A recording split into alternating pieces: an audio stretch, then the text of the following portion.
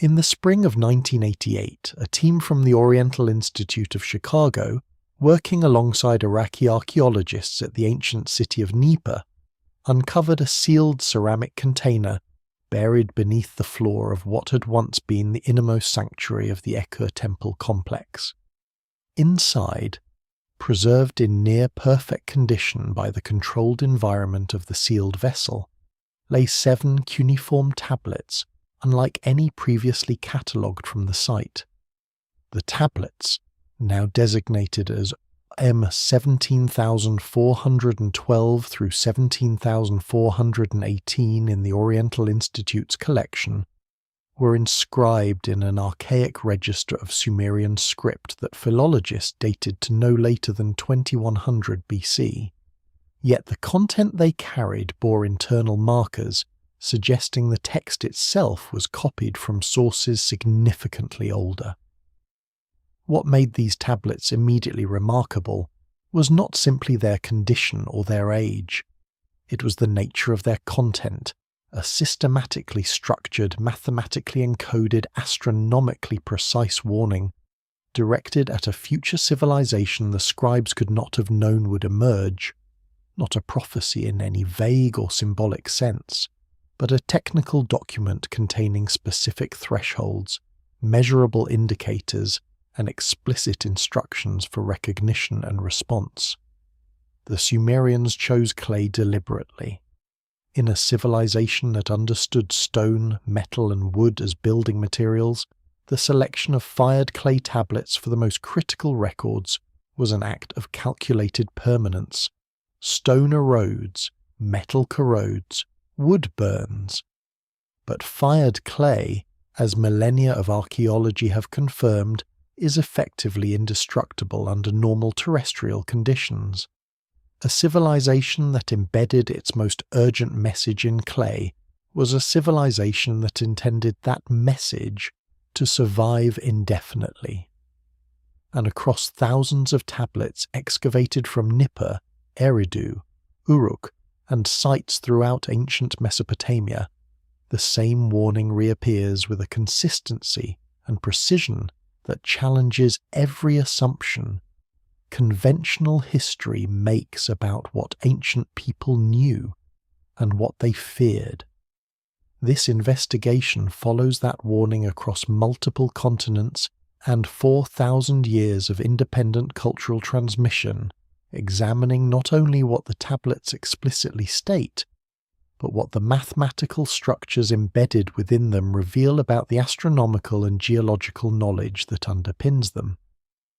The evidence we will examine draws from cuneiform analysis, archaeastronomy, geology, comparative mythology, and the physical record left by the catastrophe the warning describes. If what these tablets encode challenges everything you believed about the limits of ancient knowledge, consider subscribing and following this investigation as it continues. The deliberate selection of fired clay as the medium for Sumerian administrative, astronomical, and prophetic records represents a decision so consequential that its implications have been almost entirely overlooked by mainstream archaeology. The Sumerians demonstrated sophisticated mastery of multiple writing substrates, including stone, metal alloys, and prepared animal skins. Yet for the records they most urgently needed to survive, they returned consistently to clay tablets fired at temperatures between 800 and 900 degrees Celsius,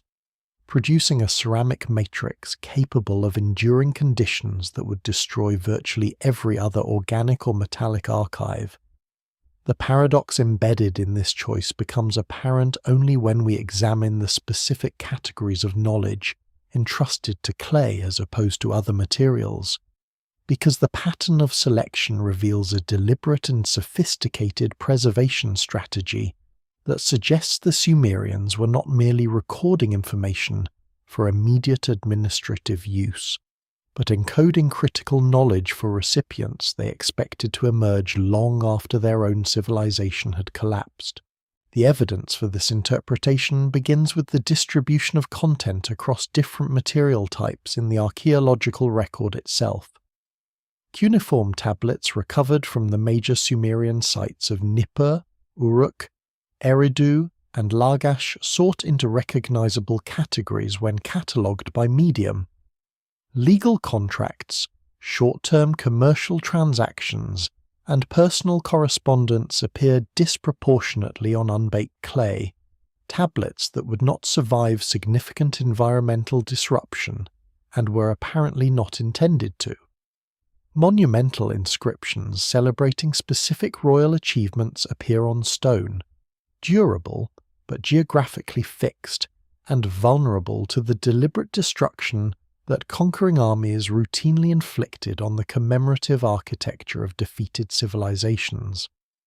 But astronomical observations, mathematical tables, flood narratives, genealogical records of pre-flood dynasties, creation accounts, and texts describing the activities and teachings of divine beings appear with overwhelming consistency on fired clay, the one medium that combines portability with effective indestructibility. Under most conditions, a buried object would encounter across millennia. This distribution was identified and documented by philologist Ake Sjoberg of the University Museum of Pennsylvania during his decades of work on the Nippur tablet collection, the largest assemblage of cuneiform material in the world, with over 30,000 catalogued fragments. Sjoberg noted in his analysis of the collection's compositional structure, published across multiple volumes of the Sumerian Dictionary Project, that the proportion of fired to unfired clay tablets increases significantly as the content category shifts from practical administrative to what he designated as knowledge texts, a pattern that he found consistent across material from every major excavated Sumerian site. The implications of this pattern, which Sjoberg himself did not develop beyond noting the statistical distribution, are considerable. A civilization that systematically chose its most durable medium for its most conceptually important records was a civilization making decisions about posterity, not just about present utility. The physical properties of fired clay confirm that these decisions were sound from a preservation standpoint.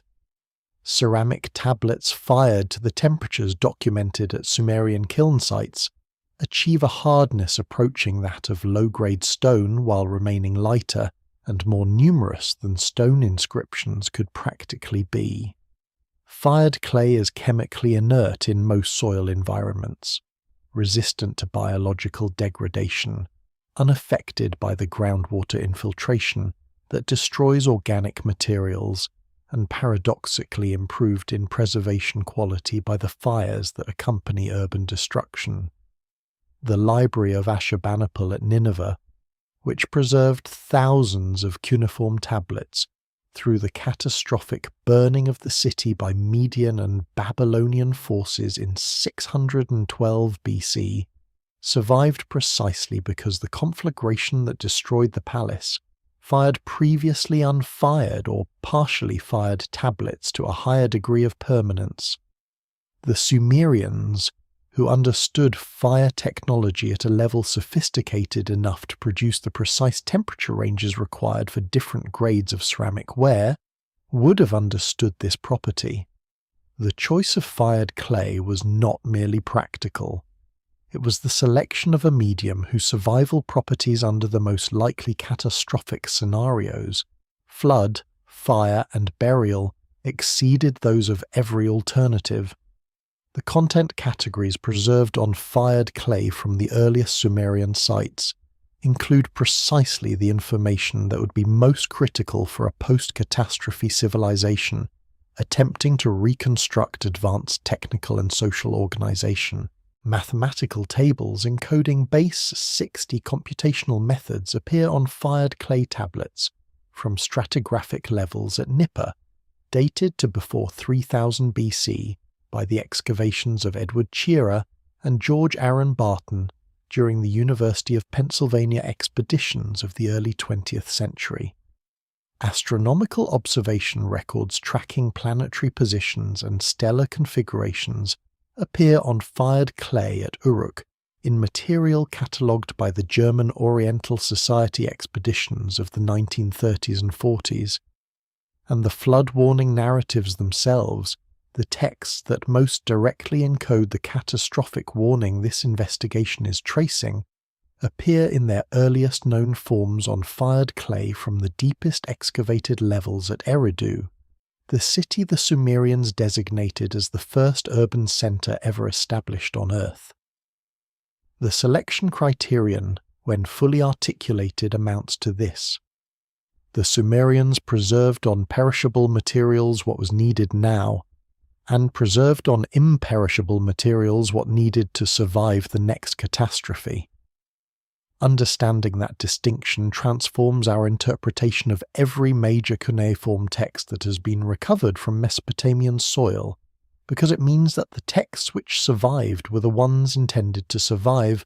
selected not by accident or by the random chance of archaeological preservation,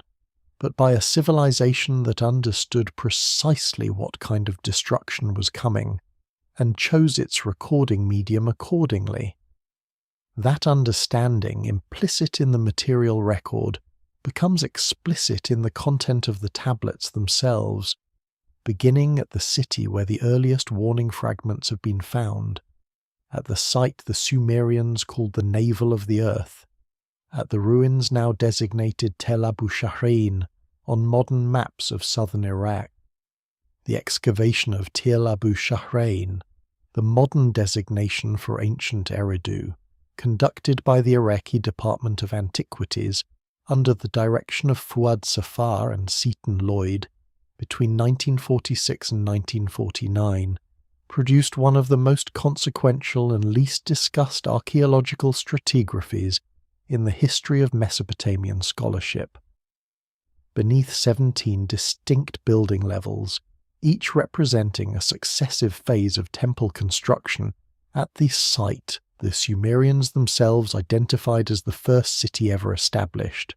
excavators uncovered artifacts and architectural remains that displayed what Safar described in his preliminary reports as an unsettling completeness of technical knowledge from the very earliest occupational levels.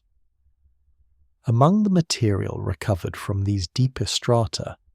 fragments of inscribed clay bearing what appears to be an early precursor to cuneiform notation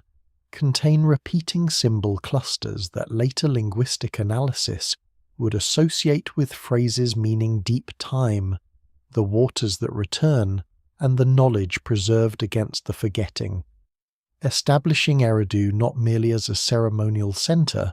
but as the original repository for a warning that would be copied, expanded and distributed across the ancient world for the next 3,000 years.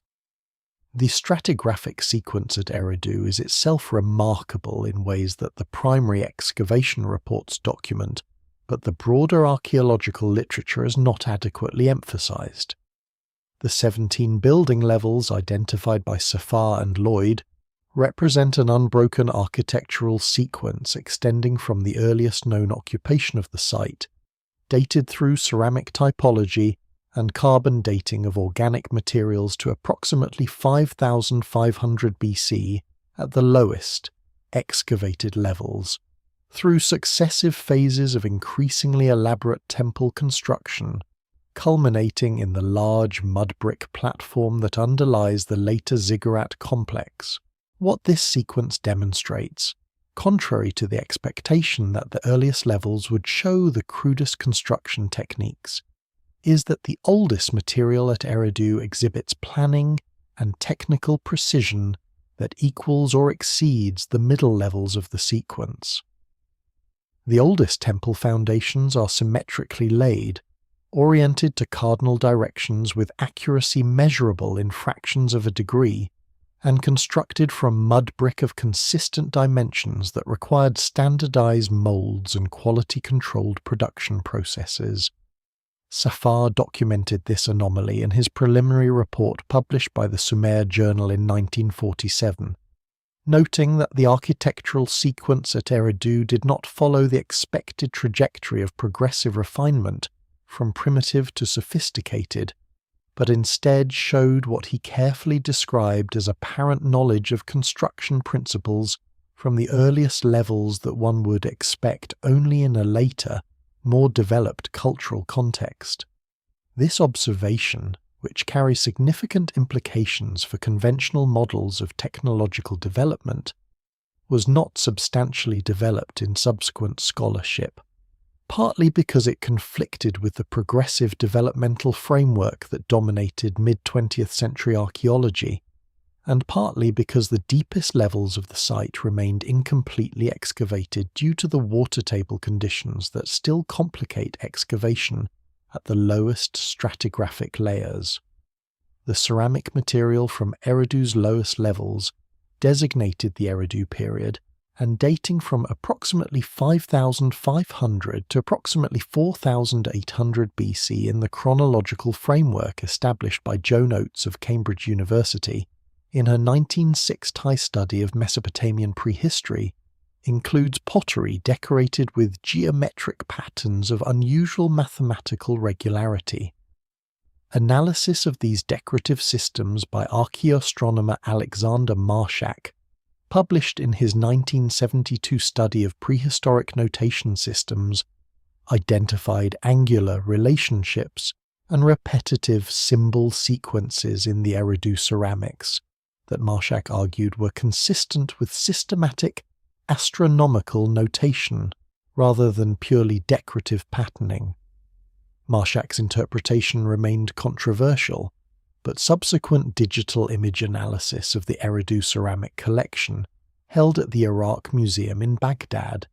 conducted in the 1990s using pattern recognition methods unavailable to earlier researchers, identified repetitive symbol clusters at statistical frequencies inconsistent with random decorative variation. The inscribed clay fragments from the deepest Eridu levels that contain apparent textual notation represent an even more significant category of evidence. These fragments, too incomplete for full decipherment, were examined by philologist Margaret Green of the Oriental Institute in her 1984 study of proto-cuneiform notation systems. Green identified in these fragments a small set of recurrent sign combinations that she cautiously described as potentially meaningful sequences rather than decorative marks, noting their formal resemblance to later cuneiform signs associated with water, time, and knowledge. The specific sign combinations Green identified appear in contexts, on platforms, and near what appear to be offering installations that suggest ritual or administrative rather than purely decorative function, and their recurrence across multiple fragments from different excavation units indicates they were being reproduced deliberately rather than randomly.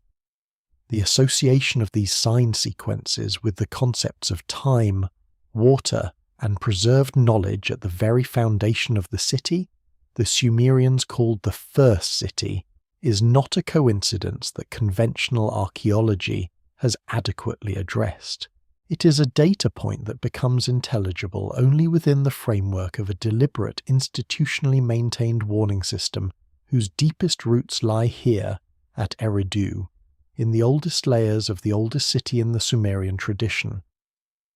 The numerical system that governs the Sumerian king list, the document that records the reigns of the rulers who governed before and after the Great Flood,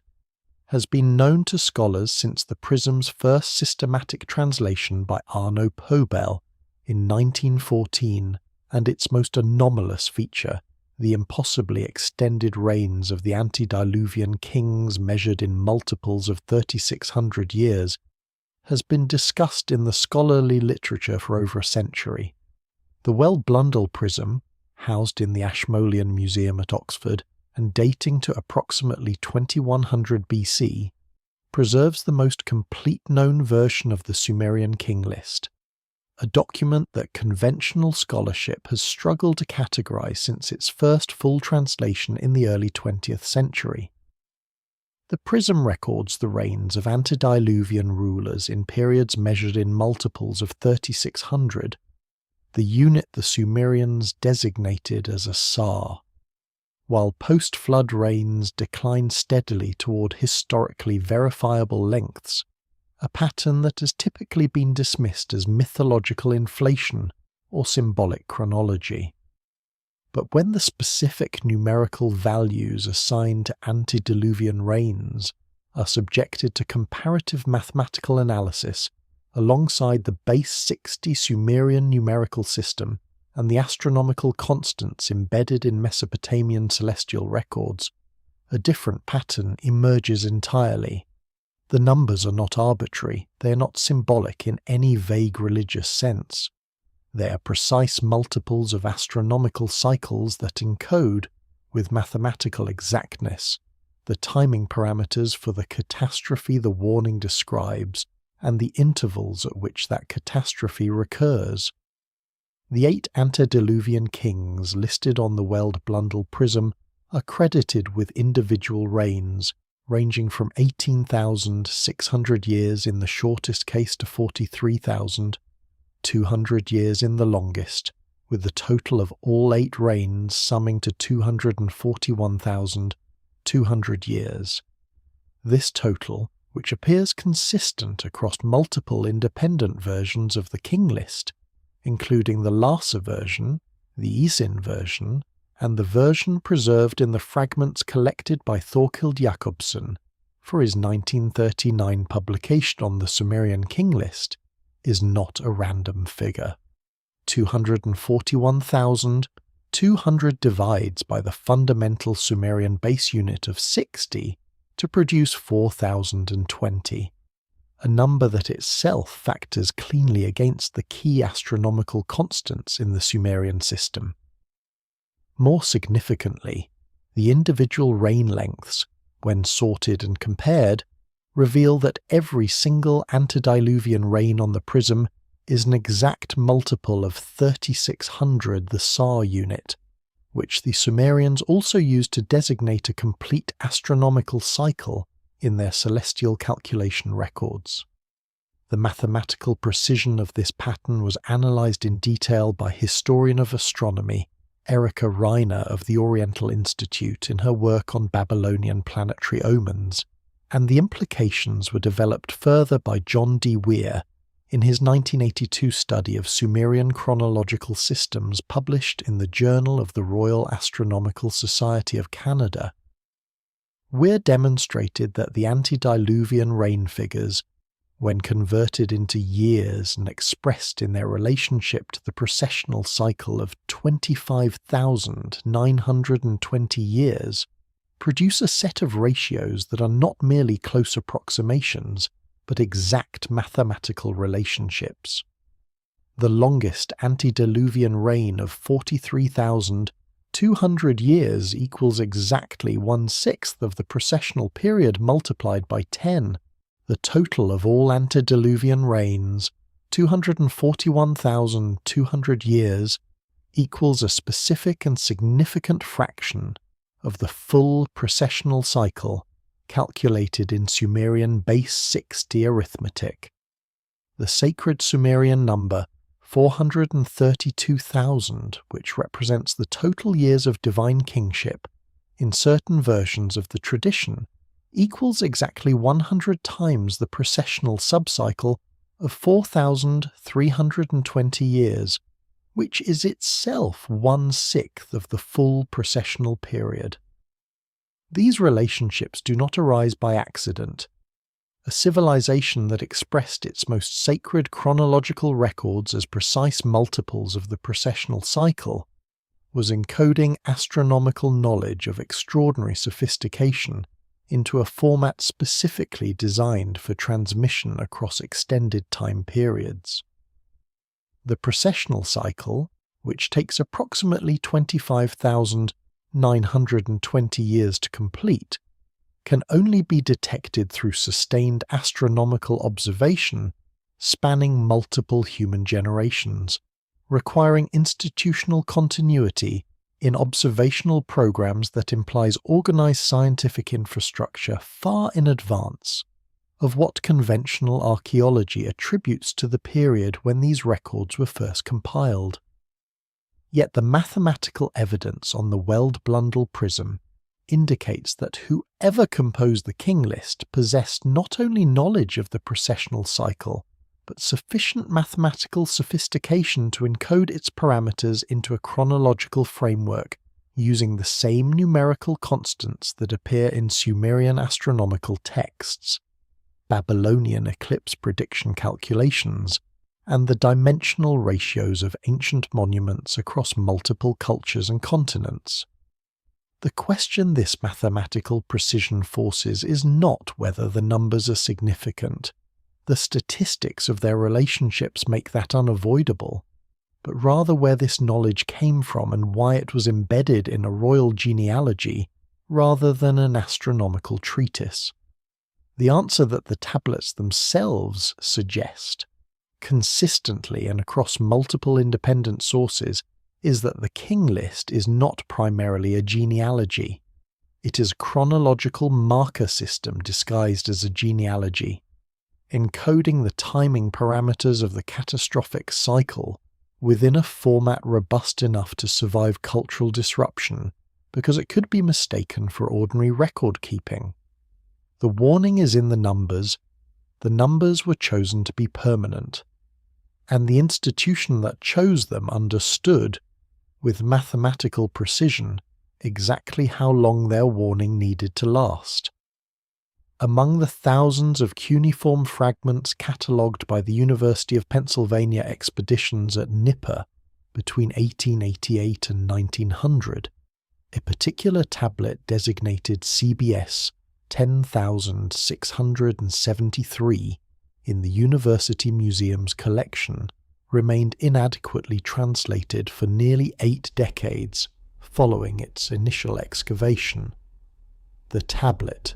written in archaic Sumerian script that philologists associate with the transitional period between the Ur-3 dynasty and the early Isin-Lhasa period,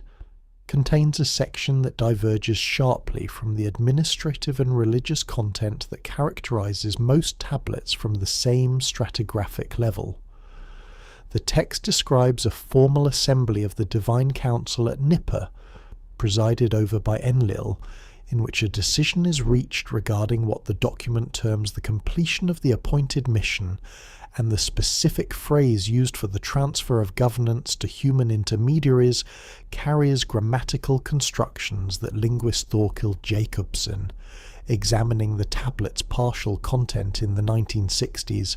described as unlike any devotional or mythological formulation in the known corpus, adding that it resembled instead a bureaucratic handover document of extraordinary scope. The full implications of this assessment have never been adequately explored. The circumstances of the tablet's recovery and cataloguing are themselves instructive. The University of Pennsylvania expeditions to Nippur, conducted under the direction of John Punnett Peters and later Hermann Hilprecht between 1888 and 1900, produced the largest single collection of cuneiform material yet assembled from any archaeological site, with estimates of the total fragment count ranging from 25,000 to over 30,000 individual pieces. The sheer volume of material, combined with the organizational challenges of early 20th century archaeology and the subsequent dispersal of the collection between the University Museum in Philadelphia, the Iraq Museum in Baghdad, and the Istanbul Archaeological Museums, meant that thousands of tablets received only cursory preliminary examination before being catalogued and stored. CBS 10,673 was among this understudied material, receiving only a brief mention in Hilprecht's 1908 publication on the Nippur excavations, and remaining largely unexamined until a systematic review of the University Museum's holdings in the 1960s brought it to Jacobsen's attention. Jacobson's notes on the tablet, preserved in the Oriental Institute archive and examined by subsequent researchers including Samuel Noah Kramer, identify several features that distinguish it from conventional Sumerian literary and administrative texts. The most significant is the grammatical construction used for the phrase designating the transfer of authority from divine to human administration. In standard Sumerian religious literature, the relationship between divine beings and human rulers is expressed through terminology of delegation. The gods assign kingship to human representatives while retaining ultimate authority. The construction in CBS 10673 uses, instead, a termination formulation, a grammatical structure that Jacobson found in only a small number of other tablets, all of which describe the conclusion of specific bounded contracts or missions with defined completion criteria rather than ongoing theological relationships. The difference is not subtle. One grammatical framework describes permanent divine oversight exercised through human proxies. The other describes the formal conclusion of a specific undertaking with transfer of full operational responsibility to human successors. The content that surrounds this critical grammatical construction provides the context that makes it more significant still. The assembly described in the tablet takes place at the Eka temple complex at Nippur, the primary administrative center of the Sumerian divine hierarchy according to multiple cuneiform sources, and it involves what the text describes as a comprehensive review of accomplished works, catalogued across multiple domains. The text lists, in what appears to be summary form, achievements in urban planning, hydraulic engineering, astronomical observation, agricultural development, and what the tablet designates as the preservation of the great words, a phrase that philologist Benno Landsberger analysed in his commentary on related texts as referring specifically to the encoding and storage of critical knowledge in formats designed for long-term survival. The assembly then determines, based on this review, that the appointed cycles have been fulfilled and that the transition to human stewardship of these preserved systems can proceed according to protocols previously established. The reference to previously established protocols for this transition is one of the most consequential details in the tablet, because it implies that the handover of knowledge stewardship from the divine administrators to human successors was not an improvised response to changing circumstances, but the execution of a plan formulated before the events it governs. A plan with pre-established protocols is a plan made by entities who anticipated this outcome from the beginning. Combined with the mathematical precision of the catastrophic timing cycles encoded in the king list, this detail suggests an institutional framework of extraordinary sophistication, operating across timescales that have no parallel in conventional historical understanding of what ancient civilizations were capable of planning or executing. The tablet designates specific sites where the transferred knowledge was to be maintained, specific categories of human lineage authorized to access it, and specific astronomical conditions under which the preserved information should be reviewed and transmitted to wider populations. These operational specifications are not the language of mythology. They are the language of institutional planning, and they demand to be read accordingly. The Atrahasis epic, preserved in its most complete form on 3 tablets from the Old Babylonian period, held in the British Museum under catalogue designations BM 78222, BM 78953, and BM 78954,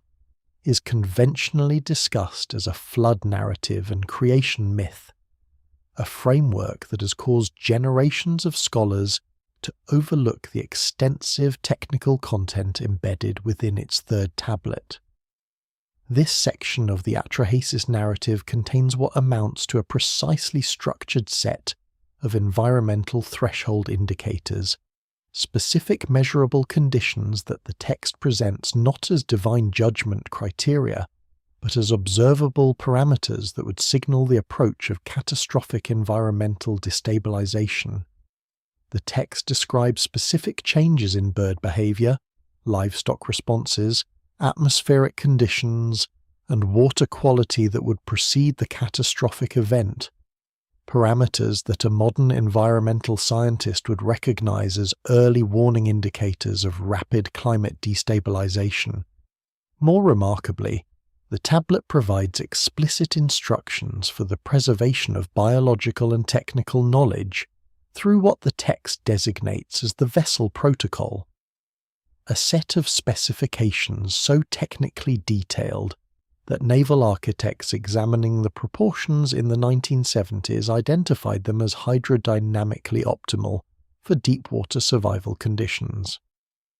The 3 Atrahasis tablets were acquired by the British Museum from antiquities dealers in the 1870s and received their first systematic scholarly treatment in George Smith's 1876 publication on Chaldean Genesis, which correctly identified the flood narrative as a precursor to the biblical deluge account, but treated the technical content of the third tablet as secondary narrative detail, rather than the primary information the text was designed to convey. Wilfrid Lambert and Alan Millard's definitive 1969 edition of the Atrahasis epic, published by Oxford University Press with the original Akkadian text, transliteration, and commentary, provided the scholarly community for the first time with a rigorous philological foundation for examining the full content of all 3 tablets, and Lambert's commentary noted in passing that the environmental description in the third tablet was unusually specific for mythological literature, though he did not develop this observation beyond the immediate textual context. The environmental threshold indicators in the third Atrahasis tablet describe a sequence of observable conditions in a specific temporal order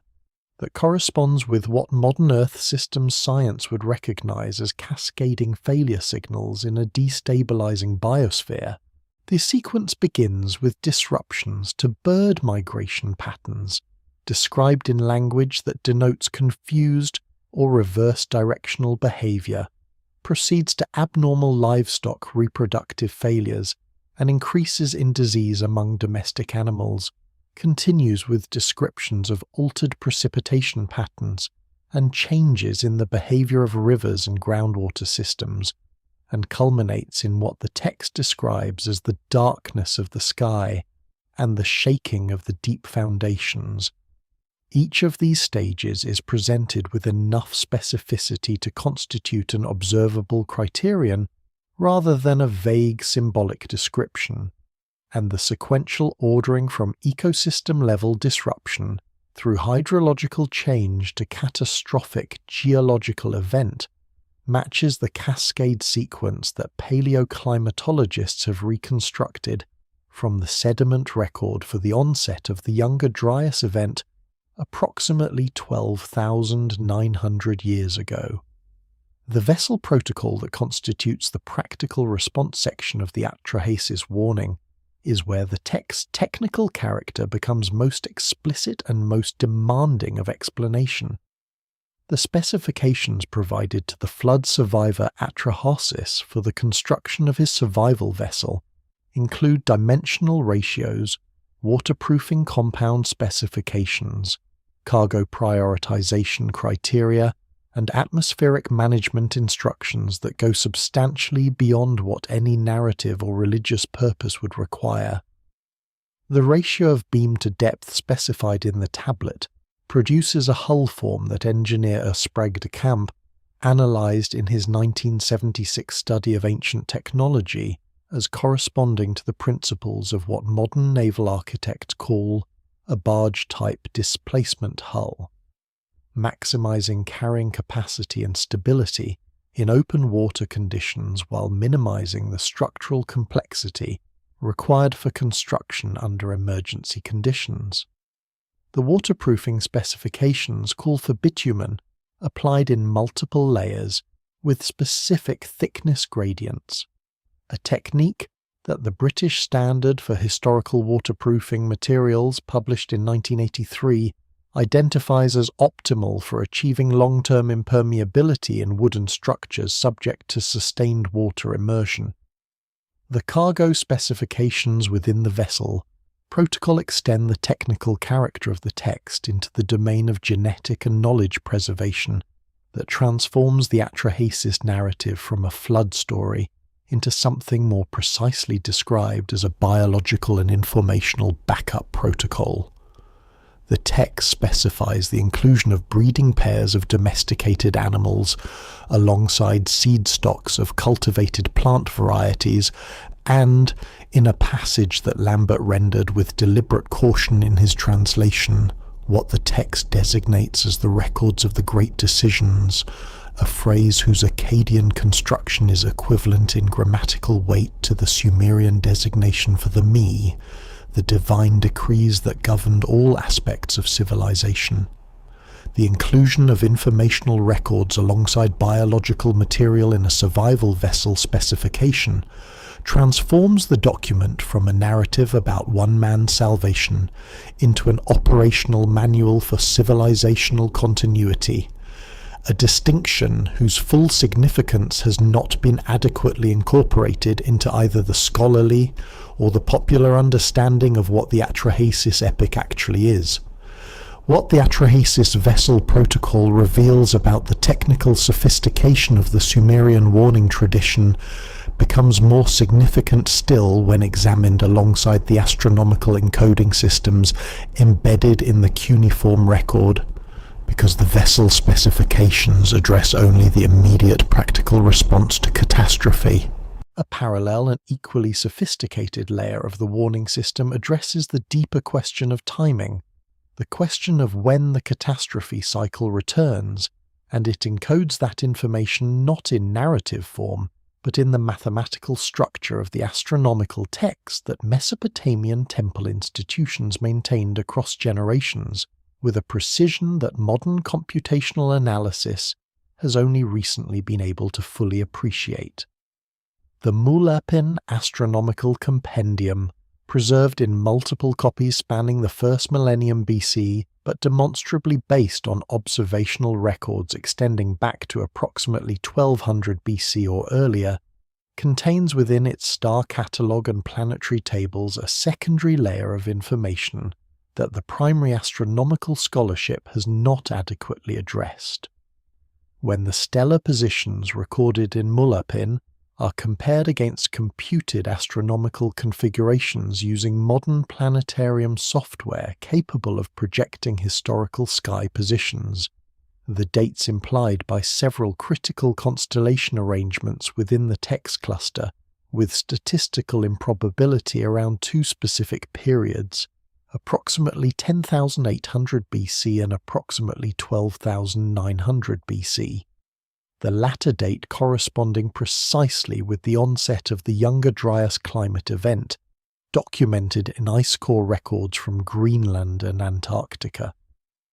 The alignment between these computationally derived dates and the geological record of catastrophic climate disruption cannot be attributed to coincidence, and it transforms the Mul-Apin from a practical astronomical handbook into something considerably more significant,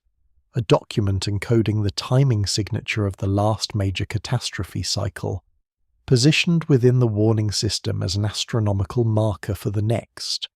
The Mul-Apin tablets were first systematically catalogued and translated by Hermann Hunger of the University of Vienna and David Pingree of Brown University, whose authoritative two-volume edition, published by the Berichte der Österreichischen Akademie der Wissenschaften between 1989 and 1989, established the definitive scholarly text and provided the foundation for all subsequent analysis. Hunger and Pingree identified the compendium as the most comprehensive single astronomical reference document in the cuneiform corpus, organizing its content into star catalogues organized by seasonal visibility, a shadow-length table for determining time of day, procedures for determining the dates of heliacal rising and setting for major stars, and tables for calculating the movements of the moon and planets. The text's practical utility for calendar regulation and agricultural planning is unambiguous, and this utility has dominated scholarly interpretation, with the result that its secondary encoding function has received no systematic treatment in the primary literature. The computational work that reveals this secondary layer was carried out independently by two research groups separated by a decade. Astronomical historian Gavin White, in his 2008 study of Babylonian star lore published by Solaria Publications, identified a cluster of stellar position references in the Mul-Apin that were inconsistent with the sky as observed from Mesopotamia at any point within the historical period of Babylonian astronomy. White traced these anomalous references to configurations visible in the Northern Hemisphere approximately 9,000 to 10,000 years ago. Separately, archaeoastronomer Wayne Horowitz of the Hebrew University of Jerusalem, in his analysis of Mesopotamian astronomical geography, published in the journal Uruk in 1998, noted positional inconsistencies in the Mul-Apin star paths that he attributed to the compendium incorporating source material of substantially greater antiquity than the tablets on which it is preserved, suggesting that the Mul-Apin's astronomical content was not composed in the first millennium BC, but compiled from observational records extending back into the prehistoric period. The specific stellar positions that produce the anomalous dates cluster around the constellation boundaries that the Mul-Apin designates as the path of Anu, the celestial band corresponding to the ecliptic and the region through which the sun moves during the course of the year. The precessional drift of the equinoctial point, the gradual westward shift of the position at which the sun crosses the celestial equator during the spring equinox,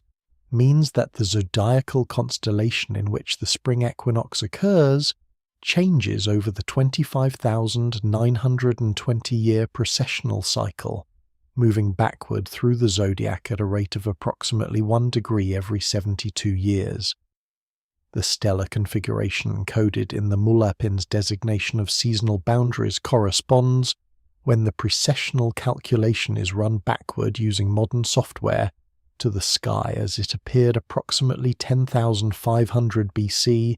placing the original observations from which these designations derive firmly in the period before the Younger Dryas recovery and the subsequent rise of the civilizations conventional archaeology considers the first. That the Mul-Apin encodes astronomical data from this period is not merely historically interesting.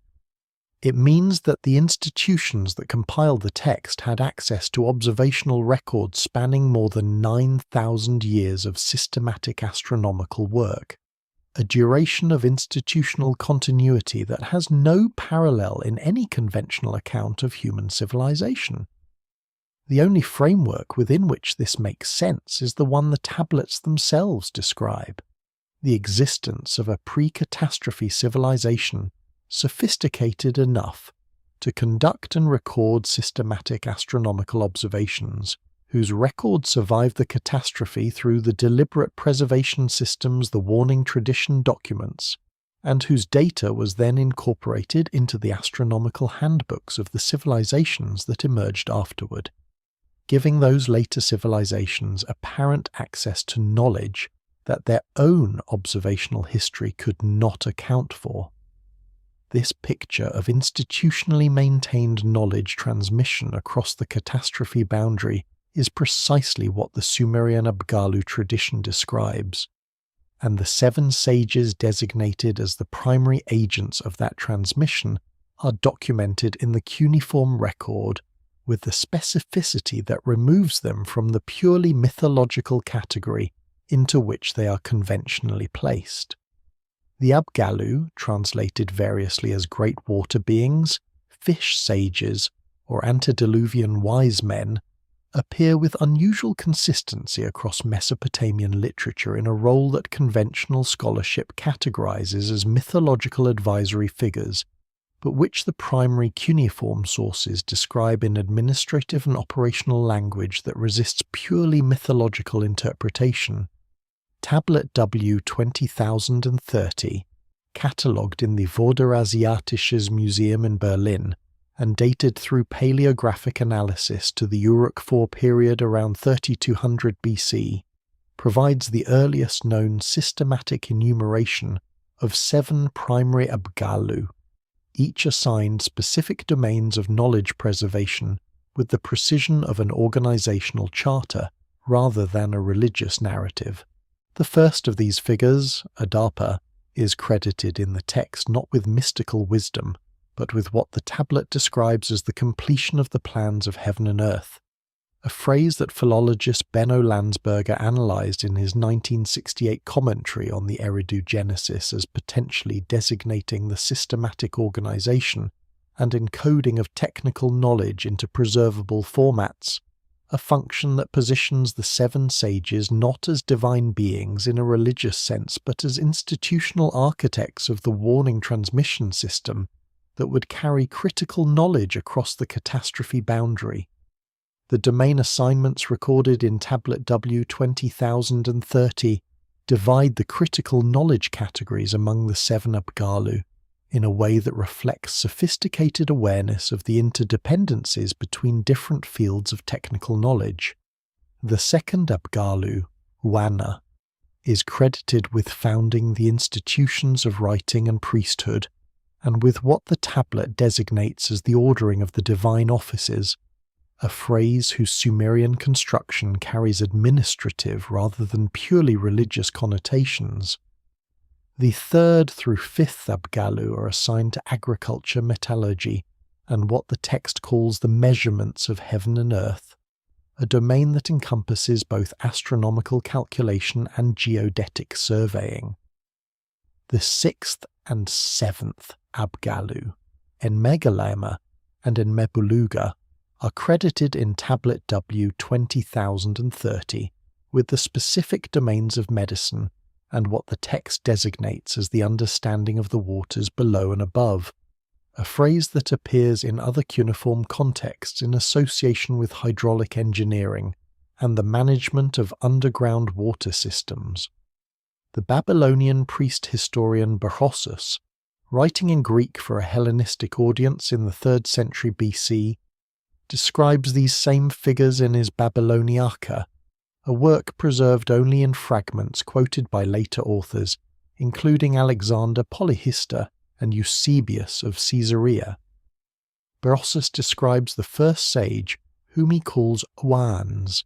as an amphibious being who emerged from the Persian Gulf to teach humanity all of what it possesses, specifically enumerating the founding of cities, temples, writing, mathematics, geometry, and the arts of agriculture and metallurgy as the content of this teaching.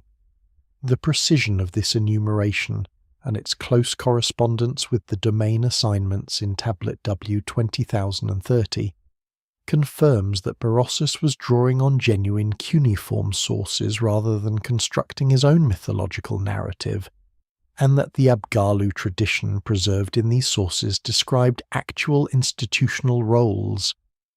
The organized transmission of technical knowledge across a civilizational boundary, assigned to specific named figures who functioned within a recognizable administrative hierarchy. The physical evidence for the catastrophic events that made this transmission necessary has been accumulating from the archaeological record since the earliest systematic excavations of Mesopotamian sites, and it takes its most dramatic form in the testimony of the soil itself. Leonard Woolley's excavation of the Royal Cemetery at Ur between 1922 and 1934 produced archaeological evidence that generated enormous controversy at the time of its discovery, and has remained imperfectly explained by subsequent scholarship. At a depth of approximately 3.5 meters below the surface of the cemetery mound,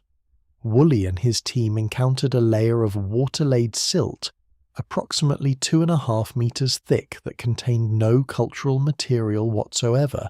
no pottery, no organic remains, no architectural fragments, simply clean, undisturbed alluvial deposit of the kind left by standing water of extraordinary depth. Immediately below this sterile layer, the excavations revealed artifacts belonging to what Woolley identified as a pre-flood culture of considerable sophistication,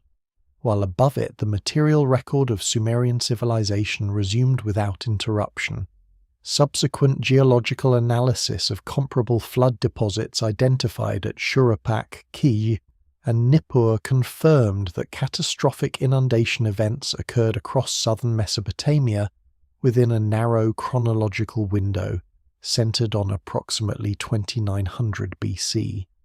But the Sumerian warning tablets describe a catastrophe that they place not in their own recent history, but thousands of years in their past, suggesting the flood deposits Woolley discovered represent not the original warned event, but a secondary occurrence within the same cyclical pattern the tablets encode. Woolley's announcement of the flood layer discovery in his 1929 popular account of the Ur excavations, published as Ur of the Chaldees, presented the finding as physical confirmation of the biblical flood, and by extension, of the Mesopotamian flood narratives from which the biblical account derived. This interpretive framework, while immediately compelling, obscured a more significant question that the stratigraphy itself raised. The material culture found immediately below the flood deposit at Ur was not primitive. The pre-flood artifacts that Woolley described in his technical publications, including the joint publication with archaeologist Max Mallowan in the 1934 Ur Excavations Volume 2, displayed ceramic techniques, artistic sophistication, and evidence of social stratification that placed the pre-flood population of the site within a fully developed urban civilization comparable in material terms to the post-flood culture that followed it. If the flood had destroyed this civilization, it had destroyed a civilization that was already sophisticated, not a primitive settlement that the flood narrative's language might suggest. The geological characteristics of the Ur flood deposit itself contain information that Woolley's interpretation did not fully develop. The water-laid silt is uniformly fine-grained with particle-size characteristics that Leonard Woolley's geological consultant, G.M. Lees, of the Anglo-Persian Oil Company, who examined the deposit in 1929, described in his private report as inconsistent with Euphrates flood deposition, which typically produces coarser-grained sediment with seasonal lamination. The Ur deposit shows instead the characteristics of a sustained period of standing water that arrived in volume sufficient to deposit 2.5 meters of uniformly graded silt across a wide area and then receded slowly enough to allow the sediment to settle undisturbed. The particle size analysis that Lees conducted, whose results were included in Woolley's technical publication, indicated water depths during the deposition event of at least 8 meters above the surrounding plain, a figure that represents not a severe Euphrates flood, but an inundation of a different order of magnitude entirely. Comparable flood layers at Uruk, documented by Erich Schmidt during the German-American excavations of the site between 1931 and 1933, and at Kish, examined by Stephen Langdon during the Oxford Field Museum expeditions of the 1920s, display the same geological signature of sustained, deep standing water rather than riverine flooding, and their dating, while imprecise by modern standards, clusters consistently around the late 3rd millennium BC. The distribution of these flood deposits across multiple sites separated by distances of up to 200 kilometers confirms that whatever event produced them was not a localized riverine phenomenon, but an inundation of regional or greater scope. And yet the Sumerian tablets that describe the Great Flood do not present it as an event in their own recent past.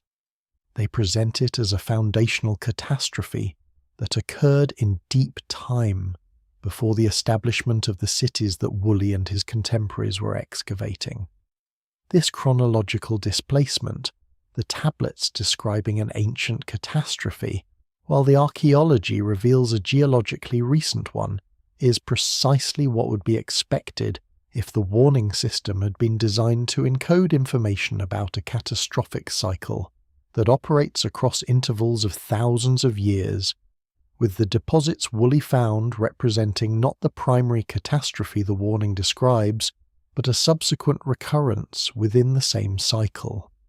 The evidence that the flood catastrophe described in the Sumerian warning system was not a local Mesopotamian event, but a global phenomenon affecting human populations across the entire planet, emerges from a category of evidence that archaeology alone cannot fully address: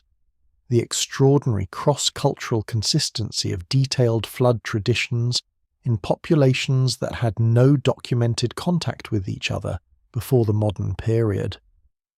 The comparative mythology scholarship of the 20th century catalogued more than 500 independent flood traditions from cultures distributed across 6 continents, a figure that conventional anthropology attributes to the universality of river flooding as a human experience. But this explanation fails to account for a category of specific technical detail that appears with statistically improbable consistency across traditions that had no documented contact with each other before modern times. The Hopi account from the American Southwest specifies that the Antediluvian flood lasted exactly 150 days before the waters began to recede, a duration that matches precisely the figure given in the Sumerian Atrahasis epic and in the Hebrew Genesis narrative. The Cherokee tradition describes the survival vessel as being sealed with pine pitch, applied in a specific layered application method, a detail that corresponds with the bitumen sealing instructions preserved on cuneiform tablets from Uruk. The Bundjalung people of coastal Australia describe the waters rising for 7 days and 7 nights before reaching maximum level, a temporal marker that appears in identical form in the Gilgamesh Epic Tablet 11. The probability of this level of technical correspondence arising through independent cultural development, rather than shared transmission from a common source, event approaches statistical impossibility. The statistical framework for evaluating this correspondence was developed by folklorist Alan Dundes of the University of California at Berkeley in his 1988 edited volume on the flood myth, in which he assembled the most comprehensive comparative analysis of flood narrative content yet produced in academic folklore studies. Dundes identified a set of structural elements that appeared in flood traditions across culturally unrelated populations, including advance warning received by a single selected individual, the construction of a vessel to specific specifications, the inclusion of animals and seeds, the use of a bird to determine when waters had receded, and the offering of sacrifice upon landing on a mountain peak. The consistency of these structural elements across more than 500 traditions led Dundee to conclude that the traditions could not be explained by independent invention, but his analysis stopped short of the further conclusion that their consistency indicated shared memory of an actual historical event, constrained by the conventions of academic folklore methodology that treat narrative transmission as a cultural phenomenon rather than a documentary one. The technical details that exceed the narrative requirements of a simple flood story are the elements that most forcefully resist the cultural transmission explanation. A religious or moral narrative about divine punishment requires no specific flood duration. It requires no technical waterproofing specifications. It requires no precise description of pre-flood environmental warning signs. Yet these technical details appear with the same cross-cultural consistency as the structural narrative elements, and they appear in forms that reflect the specific local materials and construction techniques available to each culture while maintaining the underlying technical principle. The Hopi seal their vessel with pine pitch rather than bitumen because pine is the local resinous material. The Mesopotamian texts specify bitumen because bitumen is the locally available waterproofing compound. The technical principle, the application of a resinous waterproofing compound in layers to achieve impermeability, is identical. This kind of cultural adaptation of a technically consistent underlying principle is precisely what would be expected from traditions that preserve memory of a real construction specification, adapted to local material conditions, not from traditions that independently invented matching technical details. The geological framework that explains why so many culturally isolated populations would possess detailed memories of the same catastrophic flood event comes from a source that was unavailable to the comparative mythologists of the 20th century, the sedimentological and geochemical analysis of boundary layers dating to the end of the last ice age. In 2007, a team of 26 researchers from multiple American universities and research institutions published findings in the Proceedings of the National Academy of Sciences documenting what they identified as a thin, chemically anomalous layer in sediment deposits from multiple sites across North America, Europe, and the Middle East, datable to approximately 12,900 years ago. This layer, now designated the Younger Dryas boundary stratum, contains concentrations of nanodiamonds, magnetic microspherules, iridium anomalies, shocked quartz, and carbon spherules that collectively match the chemical signature of a major cosmic impact event, and the concentrations are found at sites as geographically dispersed as Greenland, Belgium, Syria, and the Yucatan Peninsula. The Greenland ice core record shows a corresponding shift in atmospheric composition at this same boundary that is so abrupt, occurring within what paleoclimatologist Richard Alley of Penn State University described in his published analysis as fewer than 3 years, that it represents one of the most rapid climate transitions in Earth's recent geological history. The Sumerian tablets that encode the warning describe the catastrophe they are warning against in terms that map with uncomfortable precision onto the physical signature the Younger Dryas boundary stratum represents. Fire from the sky, darkness lasting years, floods arising not from rain alone but from the disruption of the Earth's foundations. The 2007 paper, authored by Richard Firestone of the Lawrence Berkeley National Laboratory as lead author and published in the Proceedings of the National Academy of Sciences under the title Evidence for an Extraterrestrial Impact, 12,900 years ago, that contributed to the megafaunal extinctions and the Younger Dryas cooling, initiated what has since become the most productive and most contested research program in Quaternary geology. The impact hypothesis proposed in this paper was controversial from its publication, partly because it challenged the prevailing gradualist models of Younger Dryas onset, and partly because the specific mechanism proposed, a fragmented comet or asteroid striking or airburst over the Laurentide ice sheet, created testable predictions whose verification proved unexpectedly complex. Subsequent papers by independent research groups, including a 2018 study by Christopher Moore of the University of South Carolina, published in the Journal of Geology documenting platinum anomalies at the Younger Dryas boundary in cores from South Africa, a 2019 paper documenting the same chemical signature at sites in Chile, and a 2012 study by Ted Bunch of Northern Arizona University examining carbon spherule and nanodiamond concentrations at sites across 4 continents, have progressively strengthened the evidentiary basis for the impact hypothesis, while extending its geographic scope to a truly global distribution. The environmental consequences of an impact event of the scale indicated by the Younger Dryas boundary stratum would have been precisely what the Sumerian warning texts describe. A fragmented comet or asteroid striking or airbursting over the northern hemisphere ice sheets would have generated immediate wildfire across vast areas of North America and northern Europe, consistent with the carbon spherule concentrations that appear at the boundary layer,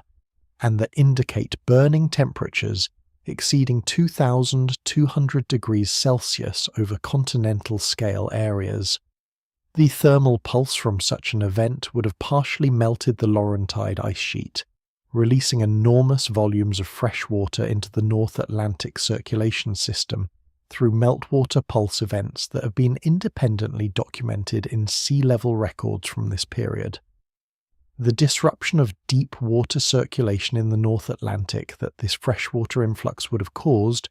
provides the mechanism for the abrupt cooling that characterizes the Younger Dryas period, a cooling so severe that temperatures in the Greenland ice core record drop by approximately 15 degrees Celsius within the space of a human generation. And the coastal flooding that would have accompanied massive ice sheet melting would have inundated the continental shelf areas that had been exposed by lower sea levels during the preceding glacial period, displacing the populations living on those exposed shelves and preserving within the surviving populations a vivid and technically detailed memory of catastrophic inundation that was transmitted across the generations and across the cultural boundaries of the post-catastrophe world, eventually reaching the cuneiform scribes of Sumerian Nippur and the clay tablet archives that have carried it intact and encoded to the present moment. The geological and sedimentological evidence for the Younger Dryas catastrophe establishes the physical reality of the event the Sumerian warning system describes. But the warning system does not only describe what happened during that catastrophe, it also describes, in a category of cuneiform text that has received almost no attention outside specialist philological circles,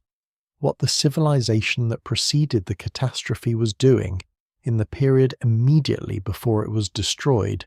and specifically what technological and social developments the warning identifies as having contributed to the conditions that made the catastrophe so comprehensive and so civilizationally terminal. This prescriptive dimension of the warning,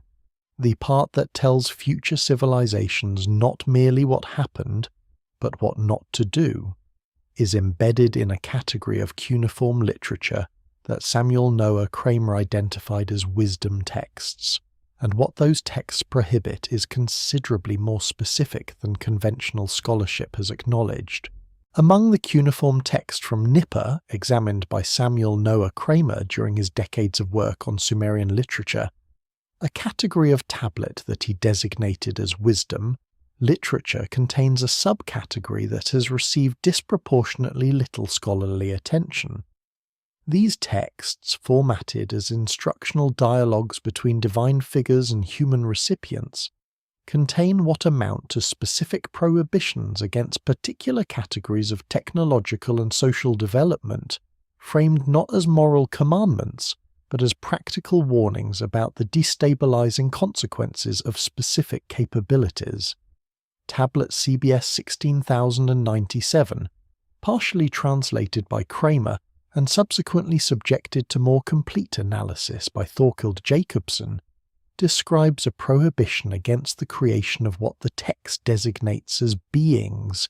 that think but were not born, a formulation that Jacobsen noted in his commentary could represent either a metaphorical statement about hubris or a technically specific warning about artificial intelligence analogues. The same tablet contains warnings about the manipulation of the me, the divine decrees that governed natural order, in ways that would alter the fundamental balance between the great waters above and below, a phrase that several commentators have associated with atmospheric engineering or the disruption of hydrological cycles at a planetary scale, capabilities that the tablet presents not as impossible, but as specifically dangerous and specifically warning-worthy.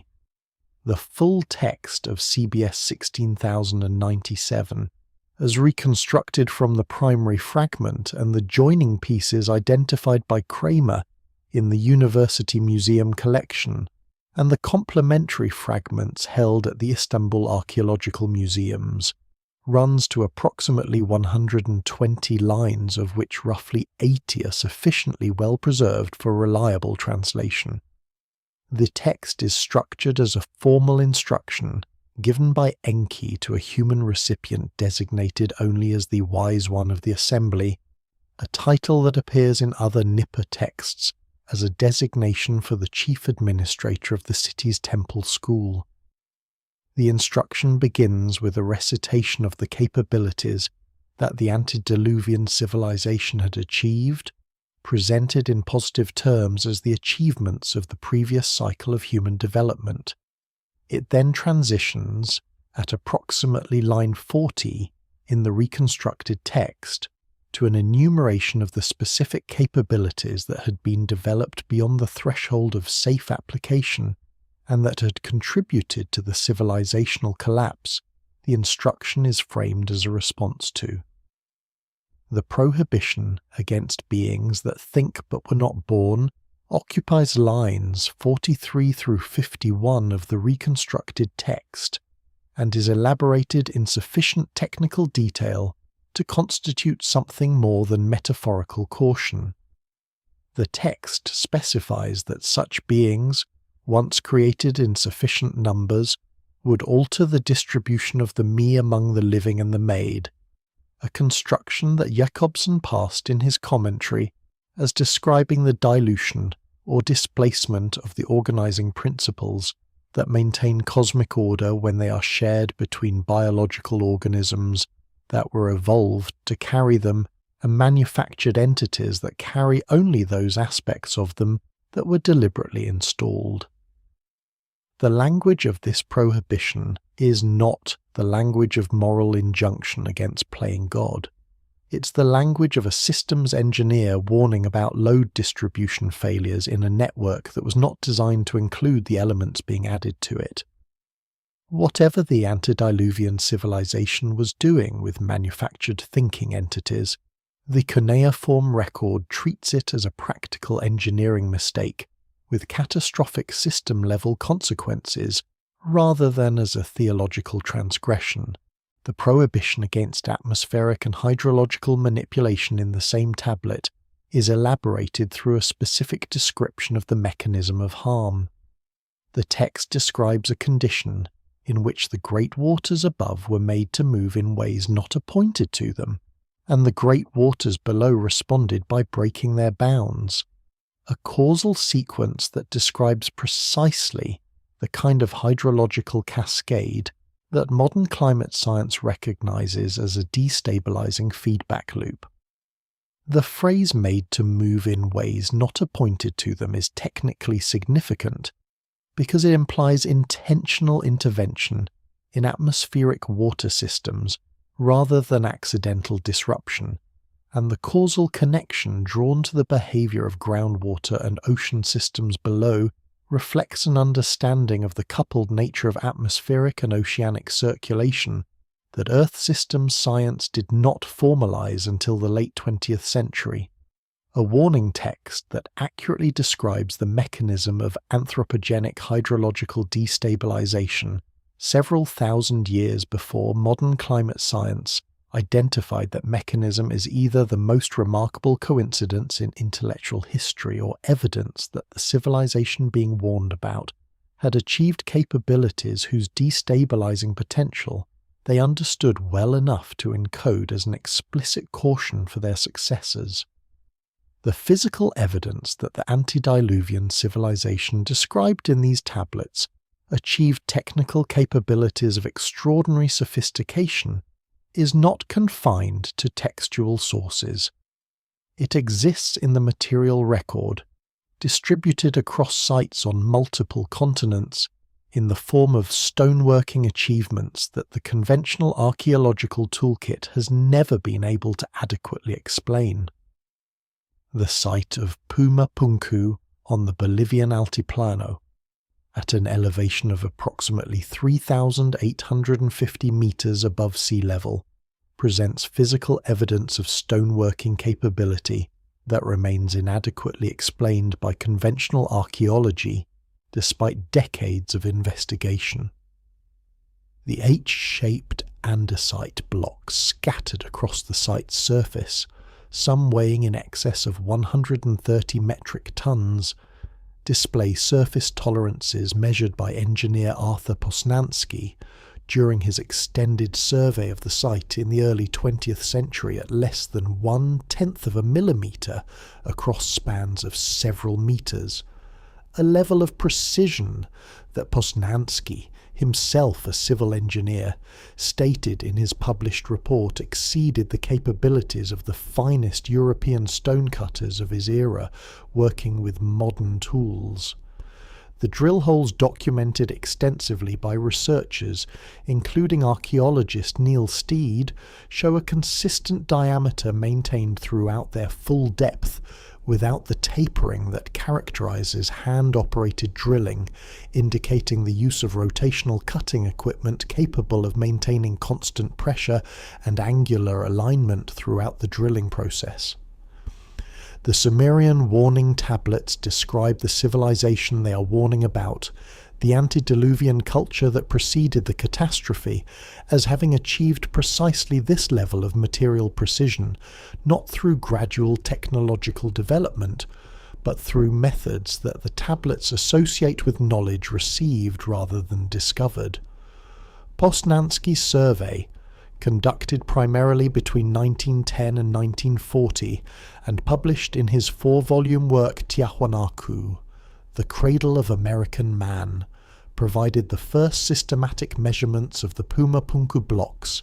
and remains the most comprehensive physical documentation of the site's anomalous features despite being over 80 years old at the time of this investigation.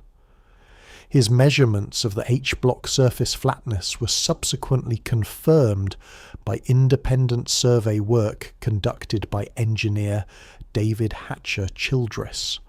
whose measurements using precision machinists, straight edges and feeler gauges in the 1990s corroborated Posnansky's earlier findings. This surface quality of the andesite blocks at Puma Punku, which Childress documented as achieving a mirror-like finish on certain faces that reflected light in ways inconsistent with abrasive hand polishing, requires an explanation in terms of the material removal process that produced it. Stoneworking by abrasion with harder abrasive materials, the technique attributed to ancient Andean builders in conventional archaeological accounts,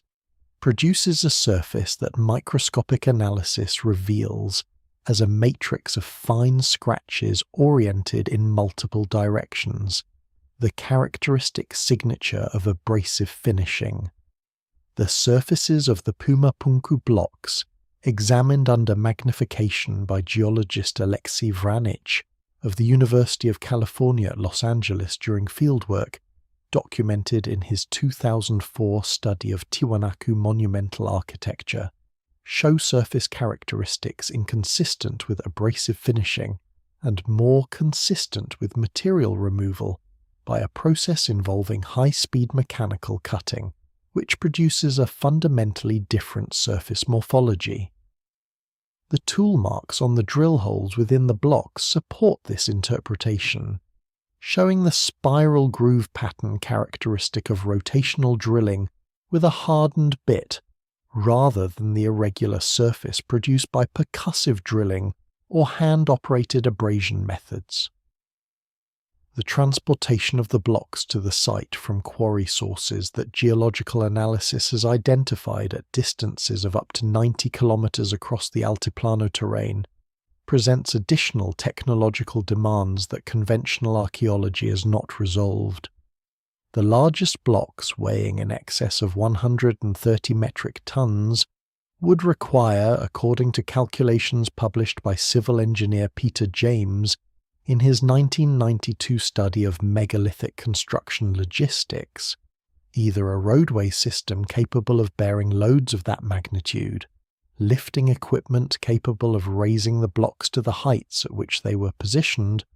or transportation and construction methods that do not appear in the known technical repertoire of pre-Columbian Andean cultures. The Sumerian tradition's description of the Antediluvian civilization as having mastered the movement and placement of massive stone through methods not available to the post-catastrophe world is the only existing textual framework that accommodates what the physical evidence at Pumapunku demonstrates. The technological gap between the capabilities evidenced at Pumapunku and the documented capabilities of any known ancient culture is not unique to South America. It appears in the Mediterranean world as well, in an artifact so specific and so well documented that it has become the central exhibit in every serious discussion of lost ancient technology. The Antikythera mechanism, recovered from a Roman-era shipwreck off the Greek island of Antikythera in 1901, and subsequently subjected to analysis by physicist Derek de Solla Price in his landmark 1974 paper, published in the Transactions of the American Philosophical Society, represents a technological anomaly so profound that de Solla Price himself described it in print as totally beyond our ideas about the ancient Greeks. The device, constructed from at least 37 intermeshing bronze gears, incorporates a differential gearing system, a mechanical principle not documented in European technology until the 16th century AD, and achieves the computational precision necessary to predict Saros cycle eclipses, Metonic calendar synchronizations, and the positions of known planets across extended time periods, all within a portable bronze housing roughly the size of a shoebox. The gear tooth counts, subjected to detailed analysis by Tony Freeth and Alexander Jones of University College London in their 2006 Nature paper, reveal tooth number ratios that correspond precisely to astronomical cycle lengths known to Babylonian astronomers, indicating that the mechanism was designed according to mathematical constants that originated in Mesopotamian astronomical traditions that the cuneiform warning tablets place as knowledge transmitted from the Antediluvian period, suggesting the Antikythera mechanism represents not an isolated invention, but a surviving fragment of a technological tradition whose full scope was largely destroyed in the catastrophe the warning describes. The 2006 Nature paper by Freeth, Jones and their colleagues on the Antikythera research team, which used three-dimensional X-ray computed tomography to image the internal structure of the corroded mechanism fragments held at the National Archaeological Museum in Athens, revealed gear train configurations and inscription content that substantially exceeded what earlier analyses had been able to determine. The imaging revealed a back cover inscription that appears to describe the mechanism's function in terms that reference specific astronomical cycles, including the Saros cycle of 223 synodic months used for eclipse prediction and the Metonic cycle of 235 synodic months used for calendar synchronization. The gear trains that implement these cycles achieve their tooth count ratios with a mathematical precision that Freeth and Jones described in their paper as extraordinary, noting that the 5:1 gear ratio implementing the Metonic cycle is achieved through a gear pair whose tooth counts of 53 and 223 are coprime, meaning they share no common factor, ensuring that the gear pair completes a full mutual cycle only after exactly 223 rotations, the precise period of the Saros cycle. This level of mathematical sophistication in the design of a mechanical device implies not only knowledge of the astronomical cycles being represented, but also the mathematical understanding necessary to translate those cycles into gear ratios and the manufacturing capability to produce gears with tooth counts precise enough to implement those ratios without accumulated error. The bronze metallurgy required for the mechanism's gears, which must maintain consistent hardness and dimensional stability across the full range of tooth profiles, was analysed by materials scientist Marianne Holk of the Technical University of Denmark in a study published in the Journal of Archaeological Science in 2014, which identified the alloy composition of the surviving gear fragments as a high tin bronze with a tin content of approximately 22 to 23% by weight, a composition that produces optimal hardness for precision gear applications, and that corresponds with alloy specifications described in Mesopotamian metallurgical texts from the Cuneiform corpus. The connection between the Antikythera mechanism's mathematical constants and the Babylonian astronomical tradition provides the most direct material link yet identified between a surviving ancient technological artifact and the knowledge transmission systems that the Sumerian warning tablets describe. The Saros cycle, the Metonic cycle, and the planetary period relations implemented in the mechanism's gear trains are all documented in Babylonian astronomical texts of the first millennium BC. But as historian of science Francesca Rochberg of the University of California at Berkeley has argued in her extensive work on Babylonian mathematical astronomy, these cycles were not invented by Babylonian astronomers, but were inherited from a longer observational tradition whose origins the cuneiform sources themselves trace to the Antediluvian sages. The mechanism thus represents a convergence point at which the material and textual strands of the warning tradition intersect in a single object, an object that demonstrates the survival of antediluvian technical knowledge in functional form more than 10,000 years after the catastrophe that was supposed to have destroyed it. The survival of advanced technical knowledge in functional applications extends beyond mechanical computing to encompass capabilities in electrochemistry that the conventional history of science places firmly in the 19th century AD, but which the archaeological record indicates were present and in practical use considerably earlier. The ceramic vessels excavated at Kujut-Rabu near Baghdad during archaeological work, conducted by Wilhelm Koenig in the 1930s, now designated the Baghdad batteries in the literature of ancient anomalous technology, represent a category of artifact whose implications have been systematically minimized by mainstream scholarship since Koenig first published his analysis in 1938. The vessels, dating through stratigraphic analysis to the Parthian period between approximately 250 BC and 225 AD, consist of terracotta jars containing copper cylinders precisely fitted with iron rods, sealed with bituminous asphalt in a configuration that, when filled with an electrolytic solution such as grape juice or vinegar, produces a measurable electrical potential of approximately 1.1 volts, confirmed through replication experiments conducted by Arne Egebrecht at the Roma und Pelizaeus Museum in Hildesheim in 1978. The existence of functional galvanic cells in the ancient world becomes more significant when examined alongside the gilded objects found at sites throughout Mesopotamia and Egypt that display electrochemical deposition characteristics, uniform coating thicknesses and adhesion properties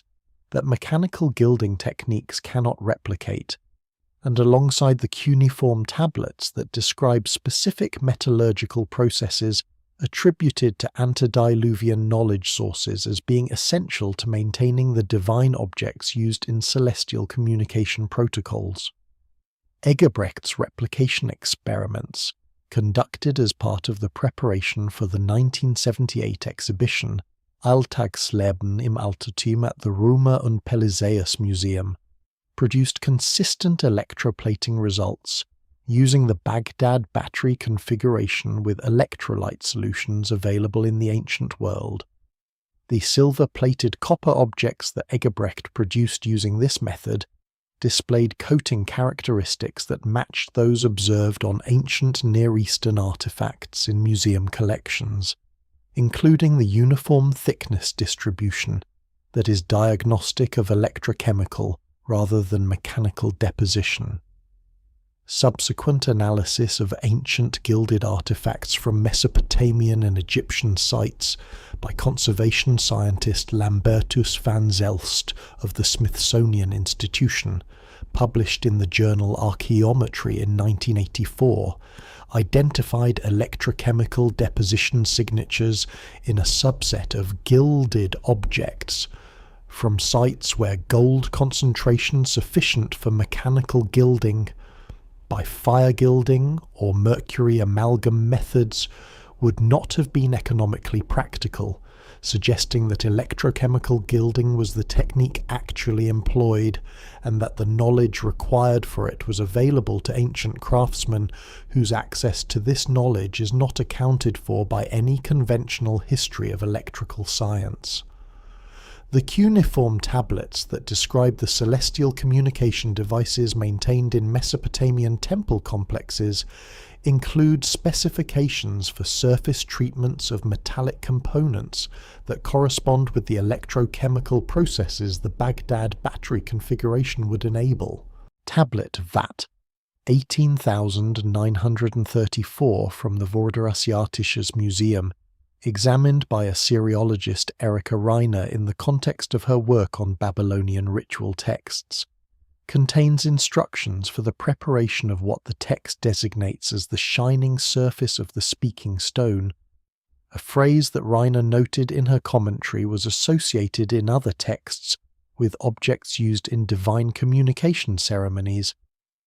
The preparation instructions specify the application of a thin continuous layer of a substance described in terms consistent with a metallic coating produced by immersion in a liquid medium, followed by exposure to a current described as the power of the underground water, a phrase whose association with the Abzu domain of Enki connects it etymologically with the same conceptual framework that designates the underground sources of knowledge and energy throughout the Sumerian wisdom tradition. The mathematical sophistication evident in the Antikythera mechanism's gear ratios and in the electrochemical specifications of the celestial communication devices both derive from the same underlying source that the cuneiform warning system consistently identifies as the foundation of antediluvian technical capability, the astronomical knowledge encoded in the precessional cycle and expressed through the Sumerian numerical system's most sacred mathematical constants. The Sumerian numerical system, based on units of 60 and their multiples, embeds within its most sacred mathematical constants a set of calculations that encode the period of Earth's precessional cycle with precision that should be impossible for a civilization without sophisticated astronomical observational equipment maintained across multiple generations. The number 432,000, designated in Sumerian cosmological texts as the total duration of the antediluvian kingships before the flood, equals exactly 200 complete precessional cycles when expressed in the base 60 Sumerian framework, a mathematical relationship so precise that it cannot represent coincidence.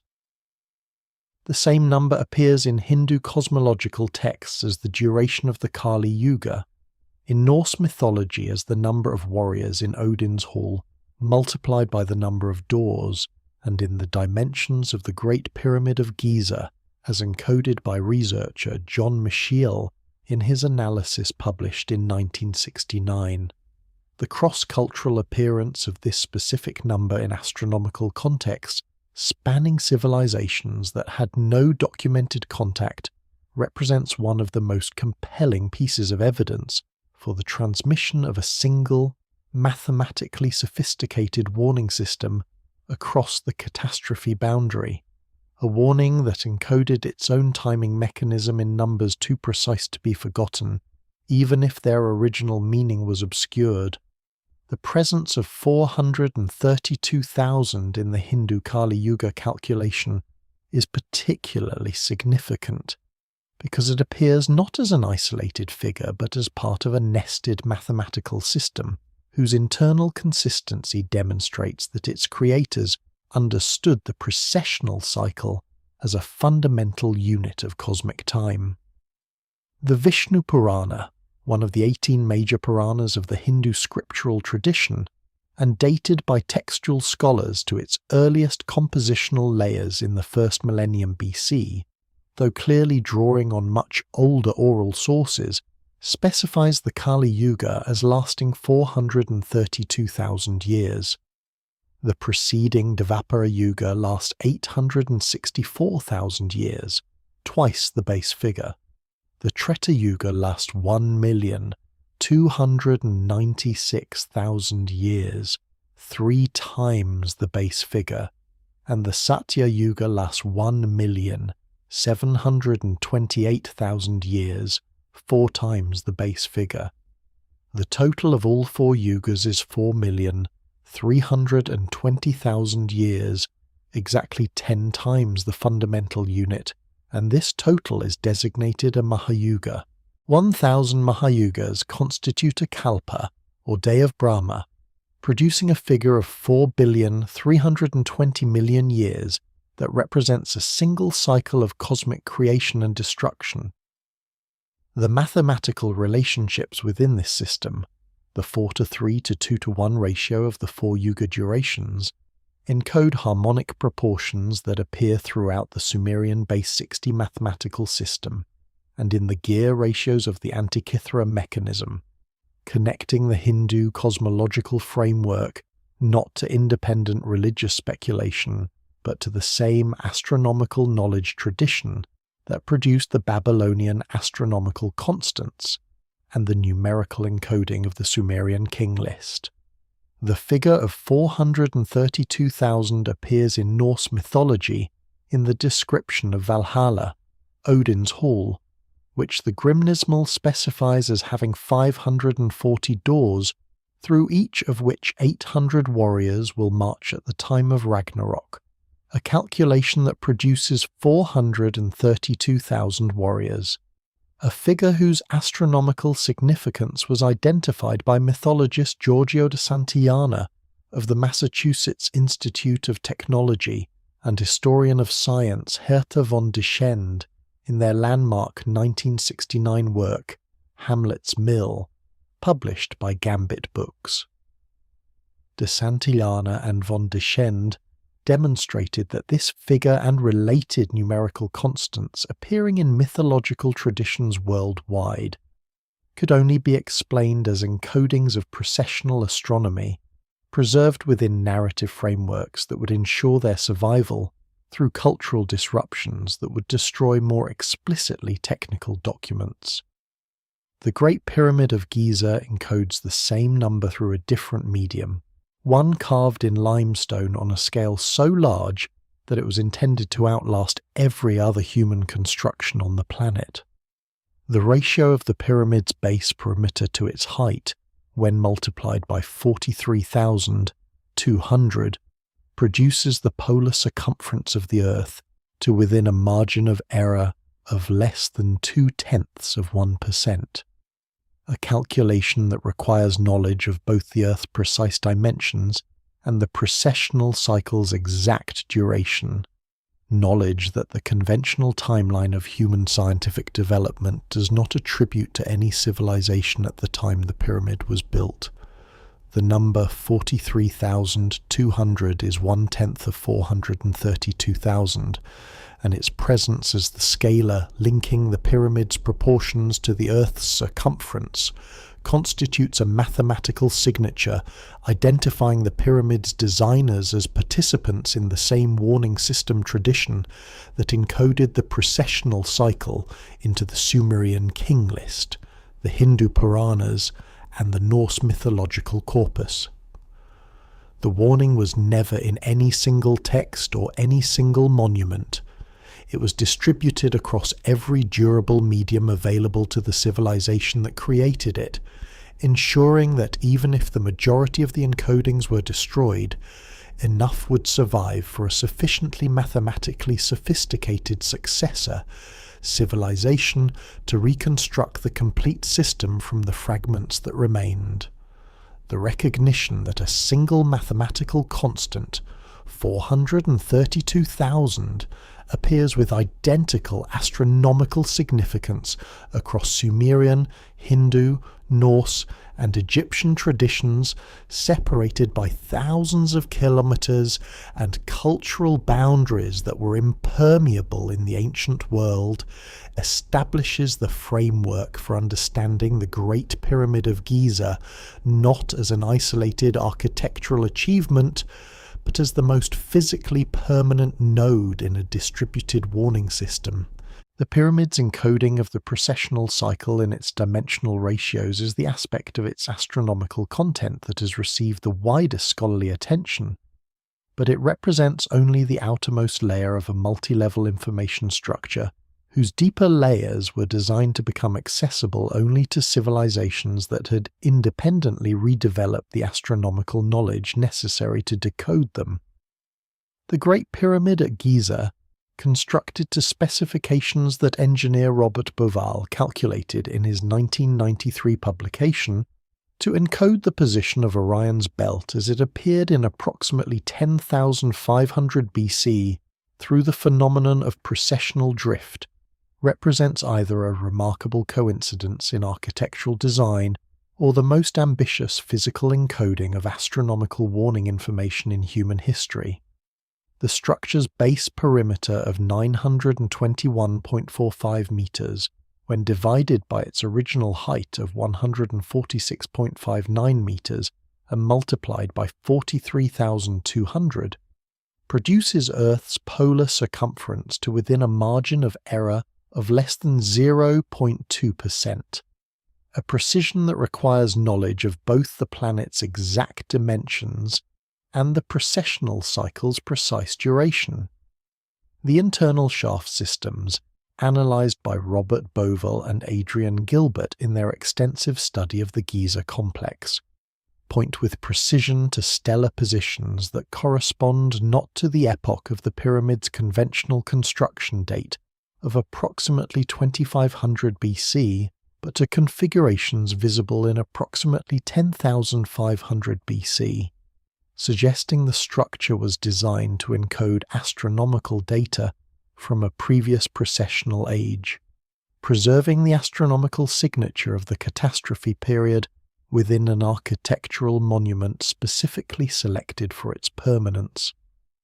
Bauval's analysis of the Giza shaft alignments, initially published in the journal Discussions in Egyptology in 1990, and subsequently developed in his book The Orion Mystery, co-authored with Adrian Gilbert and published by William Heinemann in 1993, identified 4 shafts within the Great Pyramid, 2 extending from the King's Chamber and 2 from the Queen's Chamber, that were aligned with specific stars at specific historical epochs. The southern shaft of the King's Chamber aligned with Orion's belt, the constellation the Egyptians designated as the celestial form of Osiris, at the epoch of approximately 2500 BC. corresponding with the pyramid's conventional construction date. The northern shaft of the king's chamber aligned with the circumpolar star Thuban, which served as the pole star during this same epoch. However, when Boval extended the analysis to the queen's chamber shafts, he found that the southern shaft aligned with the star Sirius and the northern shaft with the star Koshab at approximately the same epoch, producing a four-star alignment pattern that, when the precessional calculation was extended backward in time, revealed that the entire four-star configuration had a perfect mirror in the sky of approximately 10,500 BC. The significance of this double alignment, one set of stellar correspondences at the pyramid's construction date, and a second set pointing to the period preceding the Younger Dryas catastrophe, is that it cannot be explained by a single design intention focused on the period of construction. A monument whose shaft system simultaneously encodes two different astronomical epochs, separated by approximately 8,000 years, was designed to communicate something about the relationship between those two epochs, specifically about the astronomical signature of the catastrophe period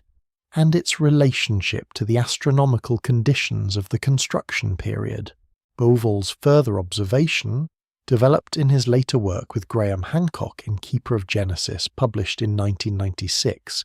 that the ground plan of the three main Giza pyramids mirrors the spatial arrangement of the three stars of Orion's belt, as they appeared in approximately 10,500 BC rather than in 2,500 BC, reinforces the conclusion that the Giza complex was designed with deliberate reference to the catastrophe period's astronomical configuration, embedding a timestamp for the last major catastrophe into a physical monument built to survive the next one. The geodetic knowledge required to encode Earth's polar circumference in the pyramid's dimensional ratios with the precision that measurements confirm was itself a form of warning. A civilization sophisticated enough to measure the Earth's circumference with accuracy approaching modern values and then encode that measurement in the proportions of its largest building was demonstrating to any future civilization capable of making and interpreting the same measurements that its technical capabilities were far in advance of what the surrounding archaeological evidence from the same period would suggest. The pyramid's builders were leaving a signature that said, in effect, that whoever built this knew things that their contemporaries could not have known, and the question of how they knew those things points directly to the same transmission system that the Sumerian cuneiform tablets document. The mathematical language of the warning is consistent across every medium in which it appears, and that consistency is itself the most important piece of information it encodes, because it proves that the various elements of the warning system were created by the same intelligence, working from the same knowledge base, regardless of which civilization or which century served as the vehicle for any particular element's preservation. The permanence of stone as an encoding medium and the durability of mathematical relationships encoded in architectural dimensions are not, however, the only preservation mechanisms the warning system employed. The most flexible and most widely distributed element of the transmission is the one that requires no physical monument and no technical apparatus to maintain,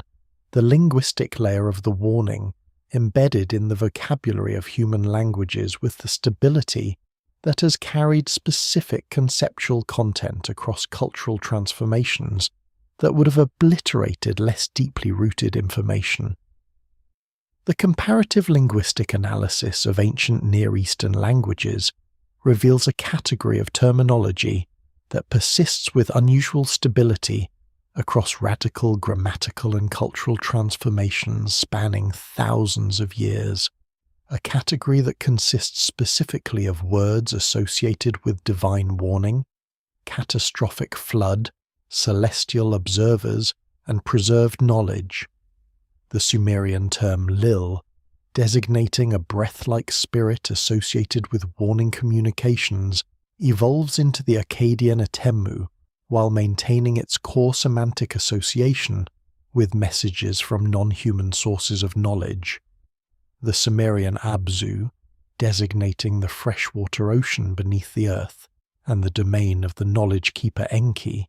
appears in Hebrew as abyss through the Proto-Semitic root Absu,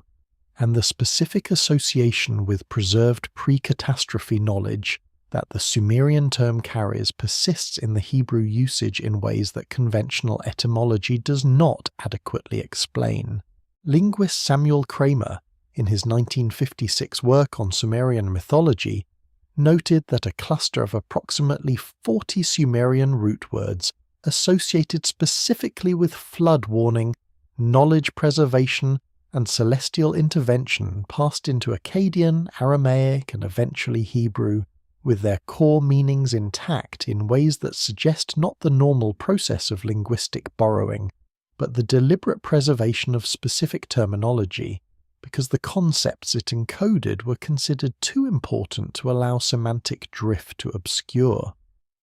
Kramer's identification of this cluster of stable terms was developed further by philologist Cyrus Gordon of Brandeis University in his work on linguistic connections between Sumerian and Semitic language families,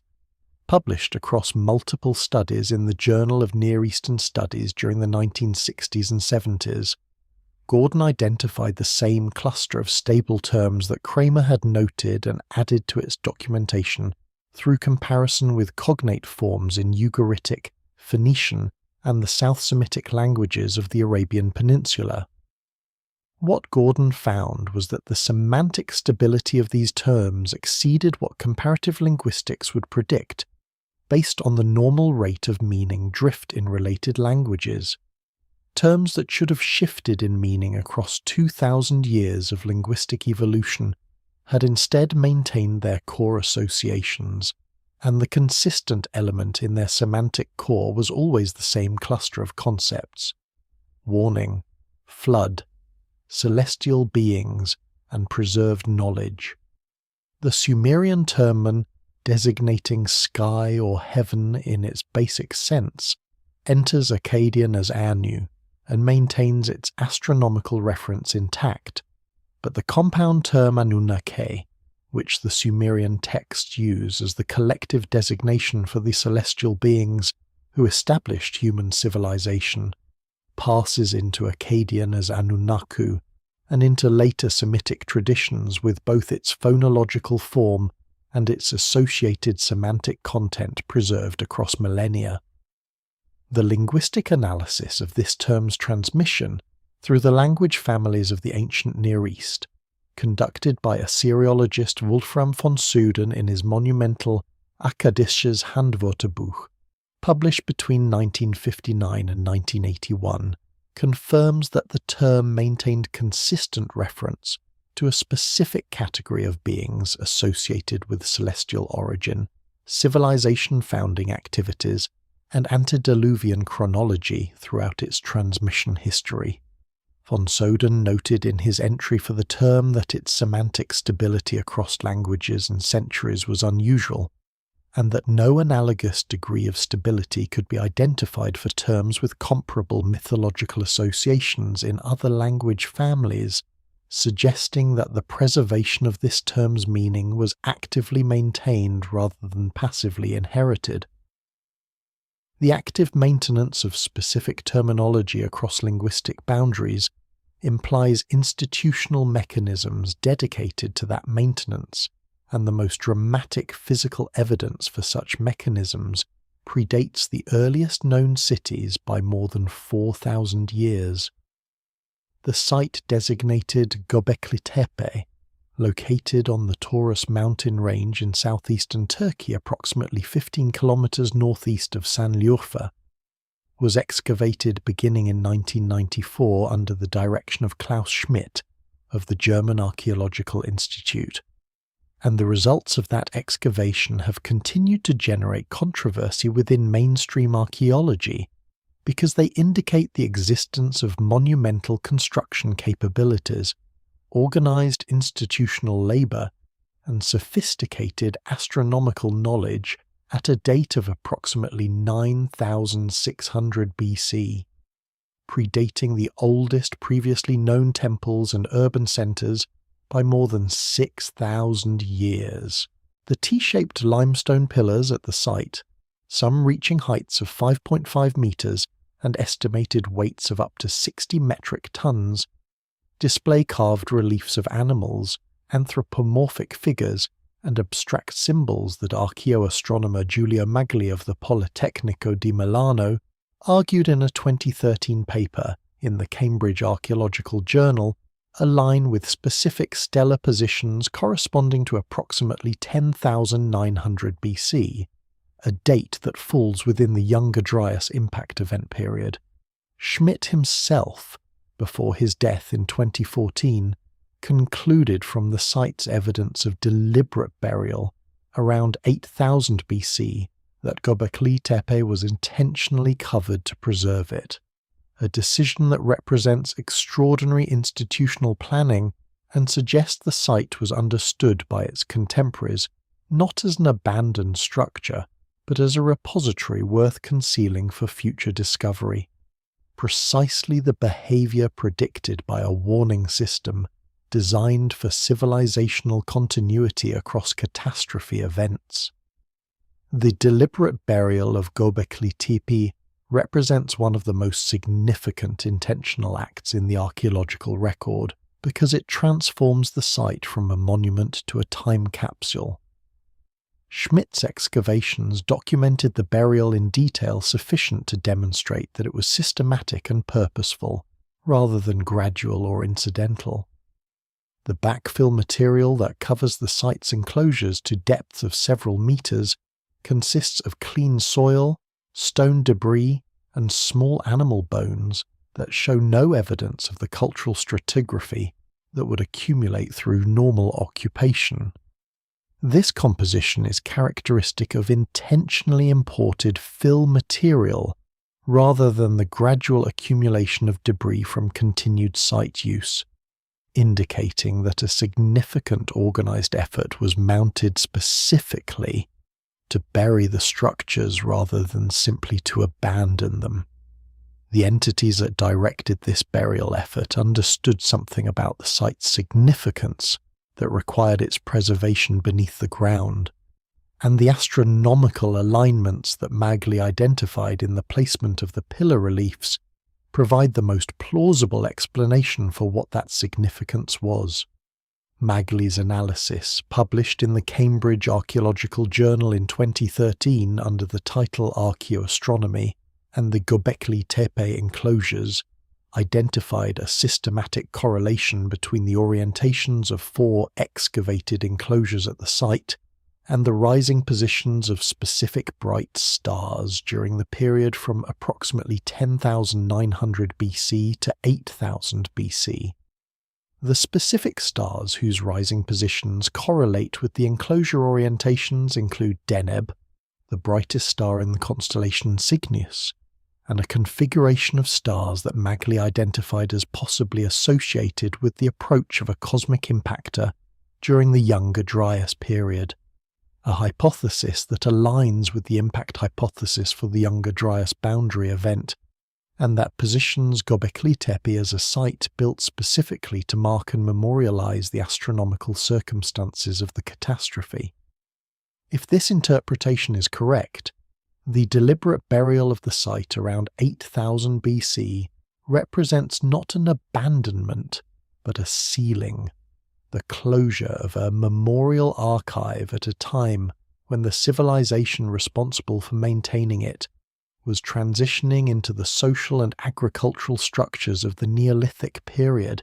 and needed to protect its most important record of the catastrophe from the disruption that transition would bring. The catastrophe that Gobeklitepe appears to memorialize produced physical consequences that are now visible not only in the sediment record, but on the floor of the oceans adjacent to the civilizations that the warning system describes. The marine archaeological surveys conducted off the northwestern coast of India near the port of Dwarka, initiated in 1983 by the Archaeological Survey of India under SR. Rao and continued through the 1990s with more sophisticated remote sensing technology, revealed a sequence of submerged structural remains extending across the seafloor at depths of up to 40 meters across an area of several square kilometers. The stone structures, which Rao documented in his 1999 report, published by the Scientific Reports of the Indian National Science Academy, include walls constructed from precisely fitted megalithic blocks, what appear to be gate structures and foundation courses that demonstrate the same jointing techniques found at terrestrial sites associated with advanced antediluvian building traditions. Carbon dating of wood samples recovered from within the structures yielded dates between approximately 7,500 BC and 9,000 BC, placing the construction and use of these structures during the period when sea levels in the region were between 60 and 80 meters lower than present, consistent with conditions during and immediately after the younger Dryas climate event. The Mahabharata's description of Dwarka as Krishna's capital, consumed by the sea following his death, has been treated as mythology, but the physical structures on the seafloor correspond with the text's architectural descriptions in ways that suggest the narrative preserves genuine historical memory of a city that existed and was subsequently submerged as sea levels rose following the catastrophic climate disruption the Sumerian warning tablets describe. Rao's documentation of the Dwarka underwater structures was followed by a more extensive survey conducted by the National Institute of Ocean Technology under the direction of Badri Narayan between 2000 and 2002, using side-scan sonar and sub-bottom profiling equipment that produced detailed maps of the structural remains across a much larger area than Rao's initial survey had covered. The Badri Narayan survey identified structural remains extending over an area of approximately 200,000 square meters, with the largest individual structures appearing to be boundary walls and platforms whose dimensions correspond with the urban planning descriptions in the Mahabharata's account of Dwarka. The jointing techniques identified in the underwater block show the same interlocking precision without mortar that characterizes the megalithic construction at Pumapunku and Sacsayhuaman, suggesting that the unknown stoneworking tradition that produced these sites was not geographically confined, but represented a technically consistent global approach to monumental construction during the Antediluvian period. The existence of submerged cities in the Indian Ocean provides physical confirmation of the Hindu flood tradition's historical basis, and that tradition's connection to the Sumerian warning system is more than thematic. The same numerical constant that encodes the precessional cycle in the Sumerian king list and the Hindu Puranas also appears as the organizing principle of the Hindu flood narrative's chronology, connecting the textual preservation systems of the Indian subcontinent to the same knowledge transmission network that the Cuneiform tablets document. And the most detailed account of the beings who operated that transmission network, preserved not in the Indian Ocean or in the Tigris-Euphrates Valley, but in the caves of the Judean desert, makes explicit the institutional framework of the warning system in terms that complement the Sumerian administrative documents with a specificity that no independent mythological tradition could have independently achieved. The Book of Enoch, classified as pseudepigraphical in most canonical traditions, but preserved in its Ethiopic form as Kebra Nagest within the Ethiopian Orthodox scriptural canon, and recovered in Aramaic fragments among the Dead Sea Scrolls at Qumran, represents the most detailed account outside the Mesopotamian cuneiform tradition of the specific events and beings associated with the Sumerian warning system, The Aramaic manuscript fragments from Qumran designated Q Book of Enoch, and dated by paleographic analysis to the late 2nd century BC, but clearly based on earlier oral and written sources, describe a group of 200 divine beings who descended to Mount Hermon and whose subsequent interactions with human populations constitute the primary cause of the catastrophic judgment that the text presents as inevitable and precisely forewarned. The specific number of 200 correspond with striking precision to the enumeration found in Mesopotamian administrative tablets from Nippur describing exactly 200 Igigi,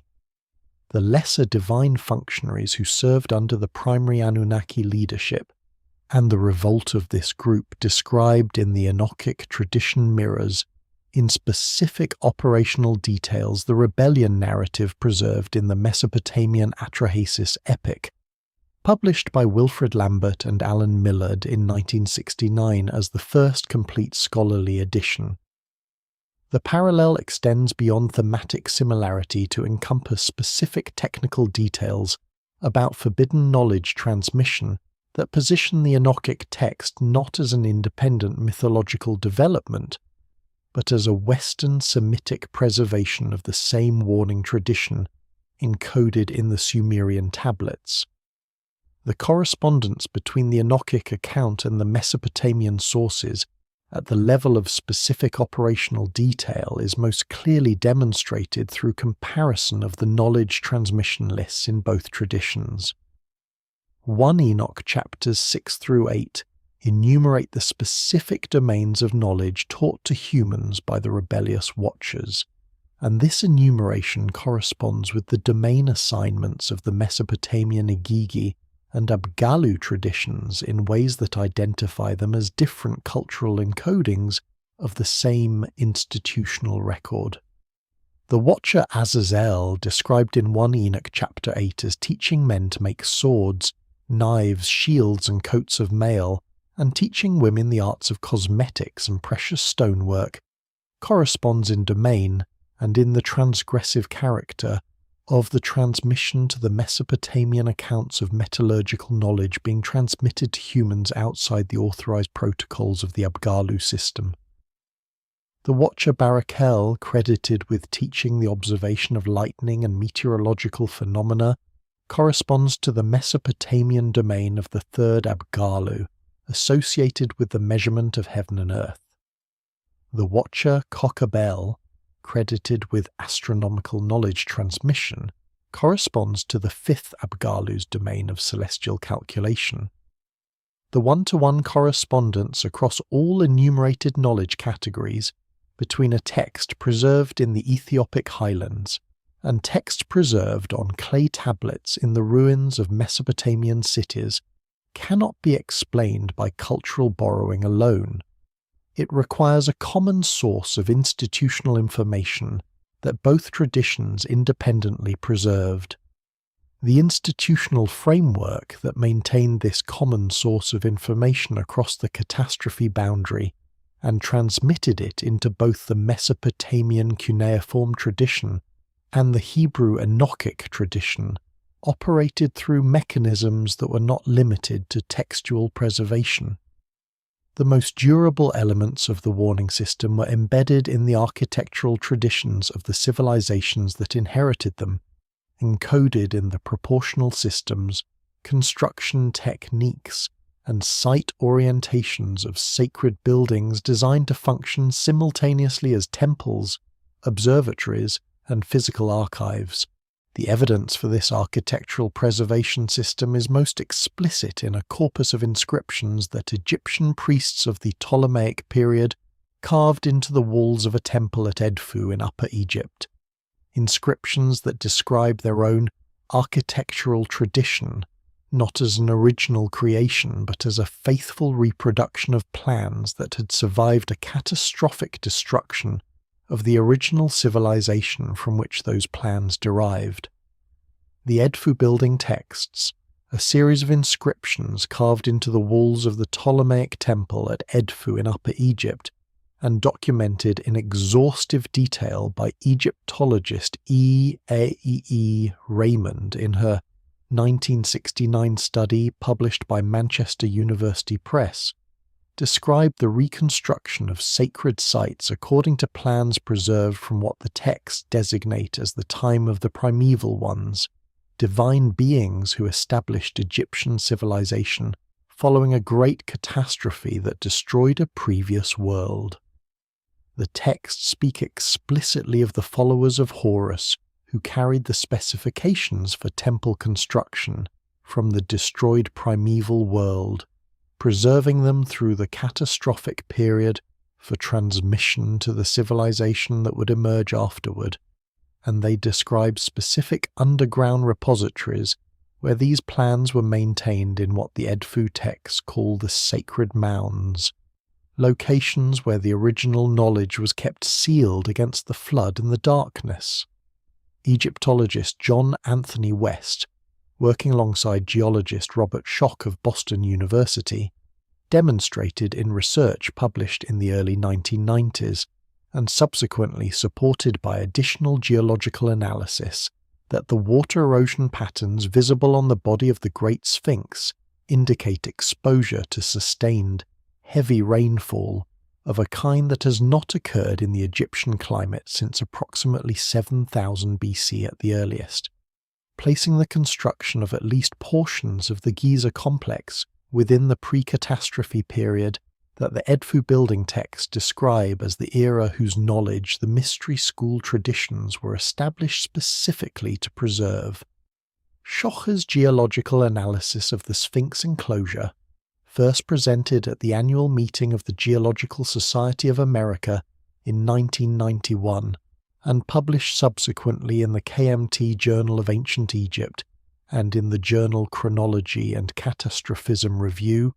identified the erosion patterns on the Sphinx's body and the walls of its enclosure as characteristic of precipitation-induced weathering rather than the wind and sand erosion that has characterized the Giza Plateau climate for the past 5,000 years. The distinction between these erosion types is geologically unambiguous. Wind erosion produces horizontal undercutting at the base of exposed surfaces, where abrasive particles carried at ground level remove material most rapidly. Precipitation erosion produces vertical channels and rounded surface profiles on exposed stone as water running down the surface removes material along consistent drainage paths. The Sphinx shows the latter pattern clearly, with deep vertical channels running down its body and the walls of its enclosure that Schoch identified as consistent with precipitation weathering extending over a period of at least 1,500 to 2,000 years of significant rainfall. The last period during which the Giza region received sufficient rainfall to produce this degree of weathering was approximately 7,000 to 5,000 BC, indicating that the Sphinx was carved and exposed to the atmosphere during this period, more than 2,000 years before the conventional date for its construction under the pharaoh Khafre, around 2500 BC. The implication of Schoch's geological dating for the Edfu building text is direct. If the Sphinx was carved before 5000 BC and the Edfu text described the reconstruction of sacred sites from plans preserved through a catastrophe that occurred around 12,900 BC, then the gap between the catastrophe and the Sphinx's construction represents a period of recovery and reconstruction consistent with the survival and gradual reapplication of preserved architectural knowledge. The followers of Horus described in the Edfu texts, the human bearers of the architectural plans that survived the primeval destruction, would have spent several thousand years re-establishing the institutional infrastructure necessary to resume large-scale sacred construction before the Sphinx and the Giza complex could be realized in physical form. The Edfu text's description of this reconstruction process, with its references to specific site surveys, orientation calculations, and material specifications derived from the preserved plans reads not as mythology but as institutional history, the record of a professional tradition rebuilding its practice from preserved documentation after a catastrophic interruption. The physical infrastructure through which the preserved knowledge was maintained during this reconstruction period appears in the archaeological record of Mesopotamian temple sites in a form so consistent and so specifically designed that it cannot be attributed to independent local practices. The archaeological record from major Mesopotamian temple sites documents a consistent and unusual pattern of deliberate chamber sealing that differs fundamentally from typical site abandonment or destruction scenarios and appears with too much uniformity to represent independent local decision-making. At Nippur, excavations in the temple precinct revealed sealed underground chambers containing preserved ritual equipment, astronomical instruments, and cuneiform tablets arranged in systematic cataloguing order rather than casual storage. At Eridu, the deepest excavated levels of the Enki temple complex showed chambers that had been closed using bituminous sealing compounds applied in precise layered configurations that maximized waterproofing and atmospheric isolation. At Uruk, the late-period modifications to the Anu temple complex, documented in the field reports of the German Oriental Society expeditions of the 1920s and 30s, showed access points permanently blocked with precision-fitted stone closures rather than simple rubble fill, protecting interior spaces that the excavating team found to be in a state of deliberate preservation rather than abandonment. The pattern across these sites is consistent with a single, institutional decision implemented simultaneously at multiple locations according to a standardized protocol. The kind of coordinated action that requires centralized authority and advanced planning, and the timing of these sealings converges around the early 2nd millennium BC, corresponding precisely with the period that the Nippur departure tablets designate as the completion of the appointed mission and the establishment of human stewardship over the knowledge the chambers contained. The sealing compounds used at Eridu deserve particular attention because their composition reflects sophisticated understanding of preservation chemistry, rather than the application of locally available building materials.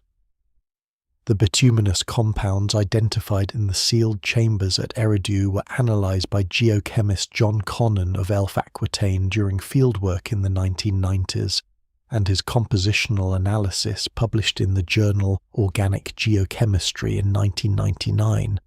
identified the bitumen used in the temple chamber sealings as having been blended with organic additives including cedar oil, pine resin, and an unidentified aromatic compound that Connon's analysis associated with specific antimicrobial properties. The combination of bitumen's waterproofing capability with cedar oil's known antifungal properties and the additional aromatic compound's antimicrobial activity created a sealing compound specifically optimized for long-term biological preservation,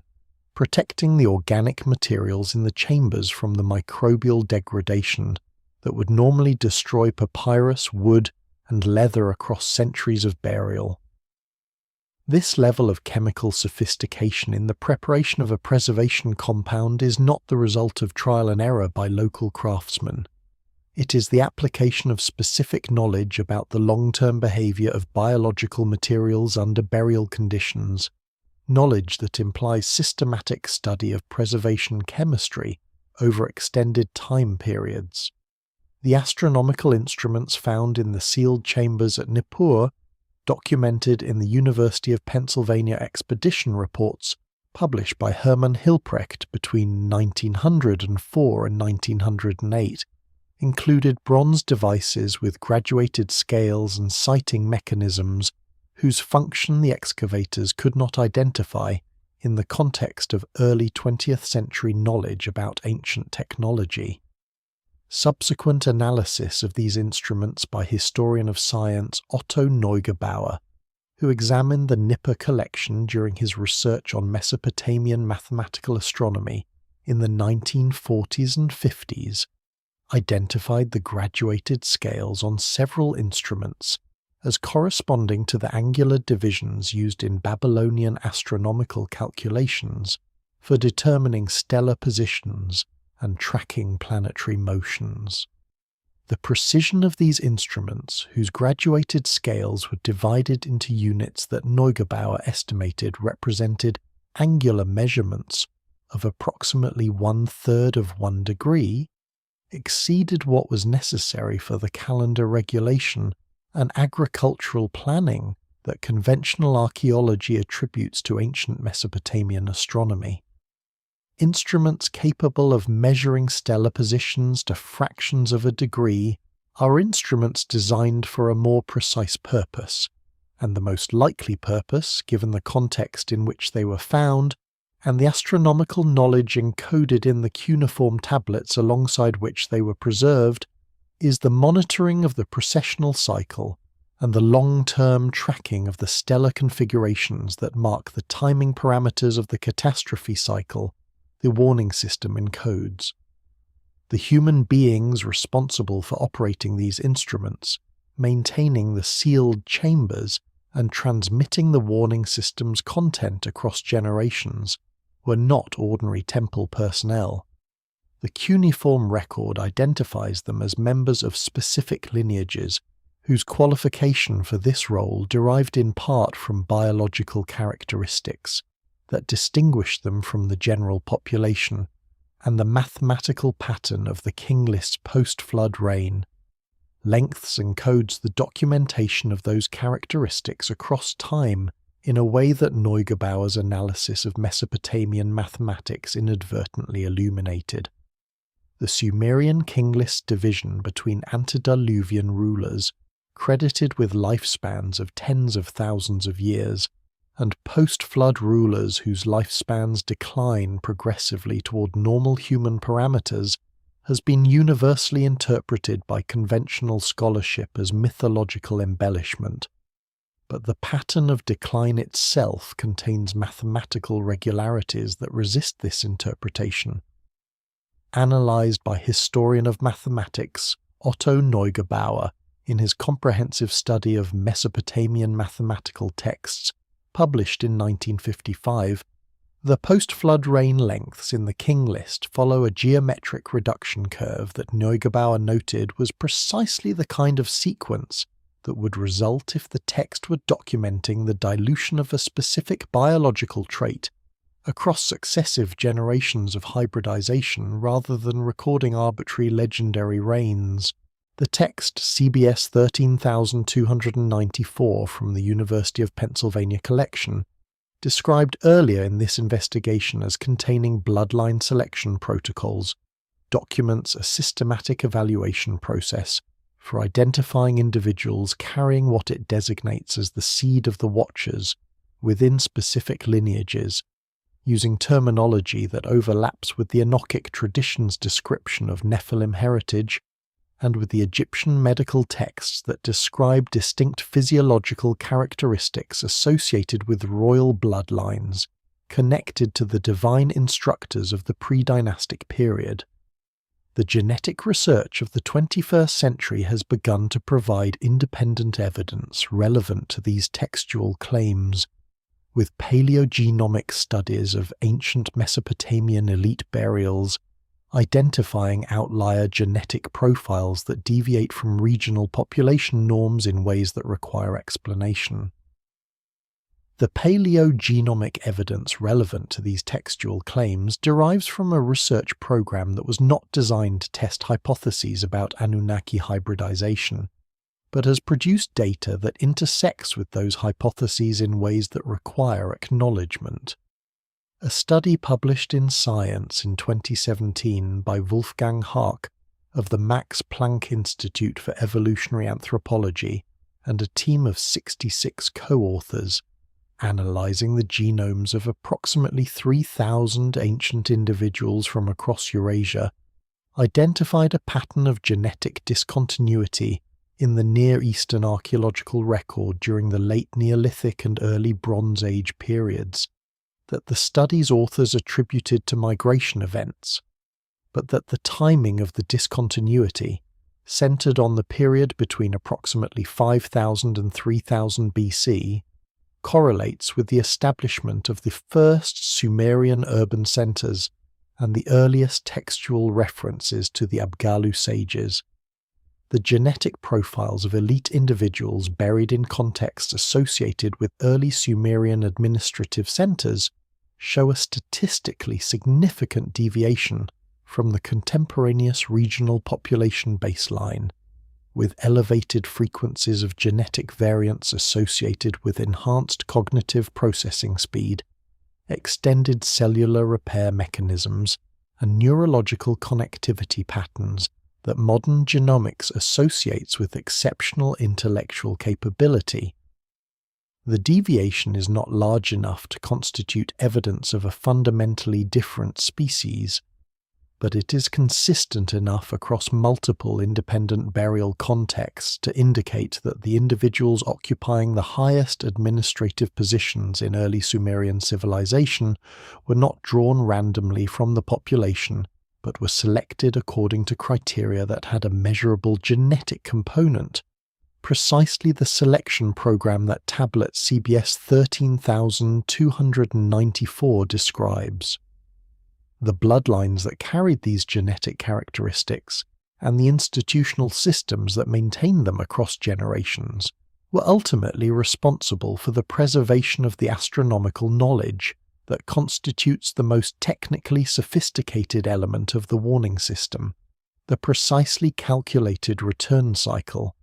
that specifies not only that the catastrophe recurs but when.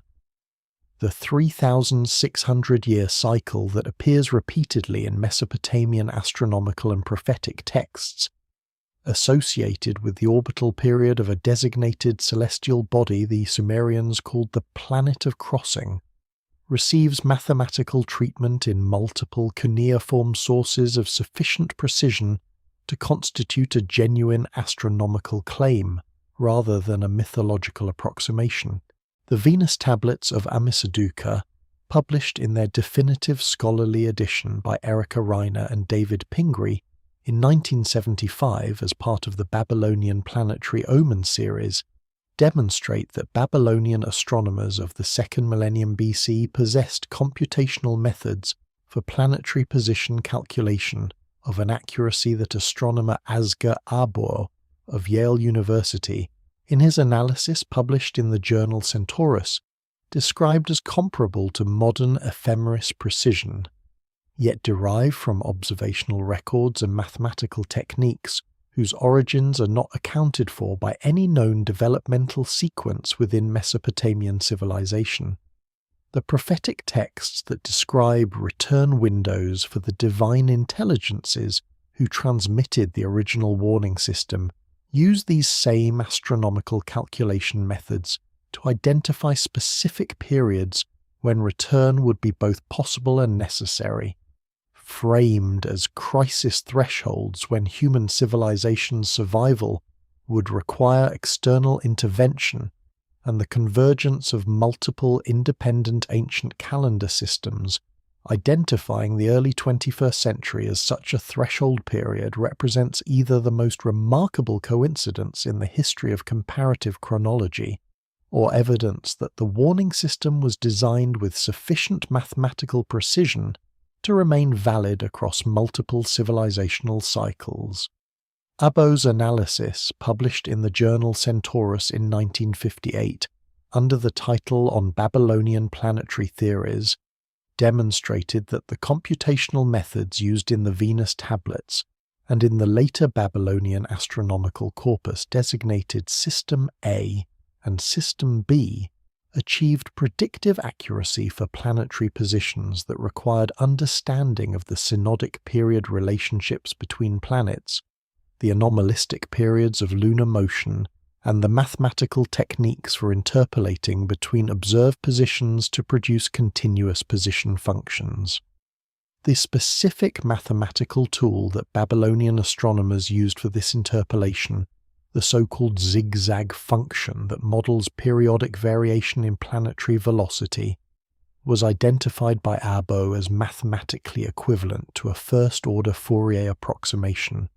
a computational technique not formally developed in Western mathematics until the early 19th century AD. The presence of this technique in astronomical tablets of the 2nd millennium BC requires explanation, and the explanation that the tablets themselves provide,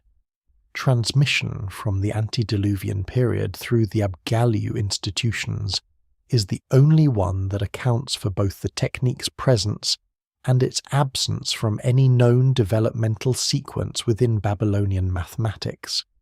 The prophetic texts that apply this computational precision to the question of return cycle timing represent the most operationally specific element of the entire warning system, because they translate the abstract mathematical framework of the precessional and orbital cycles into concrete historical predictions about when crisis conditions requiring intervention would emerge.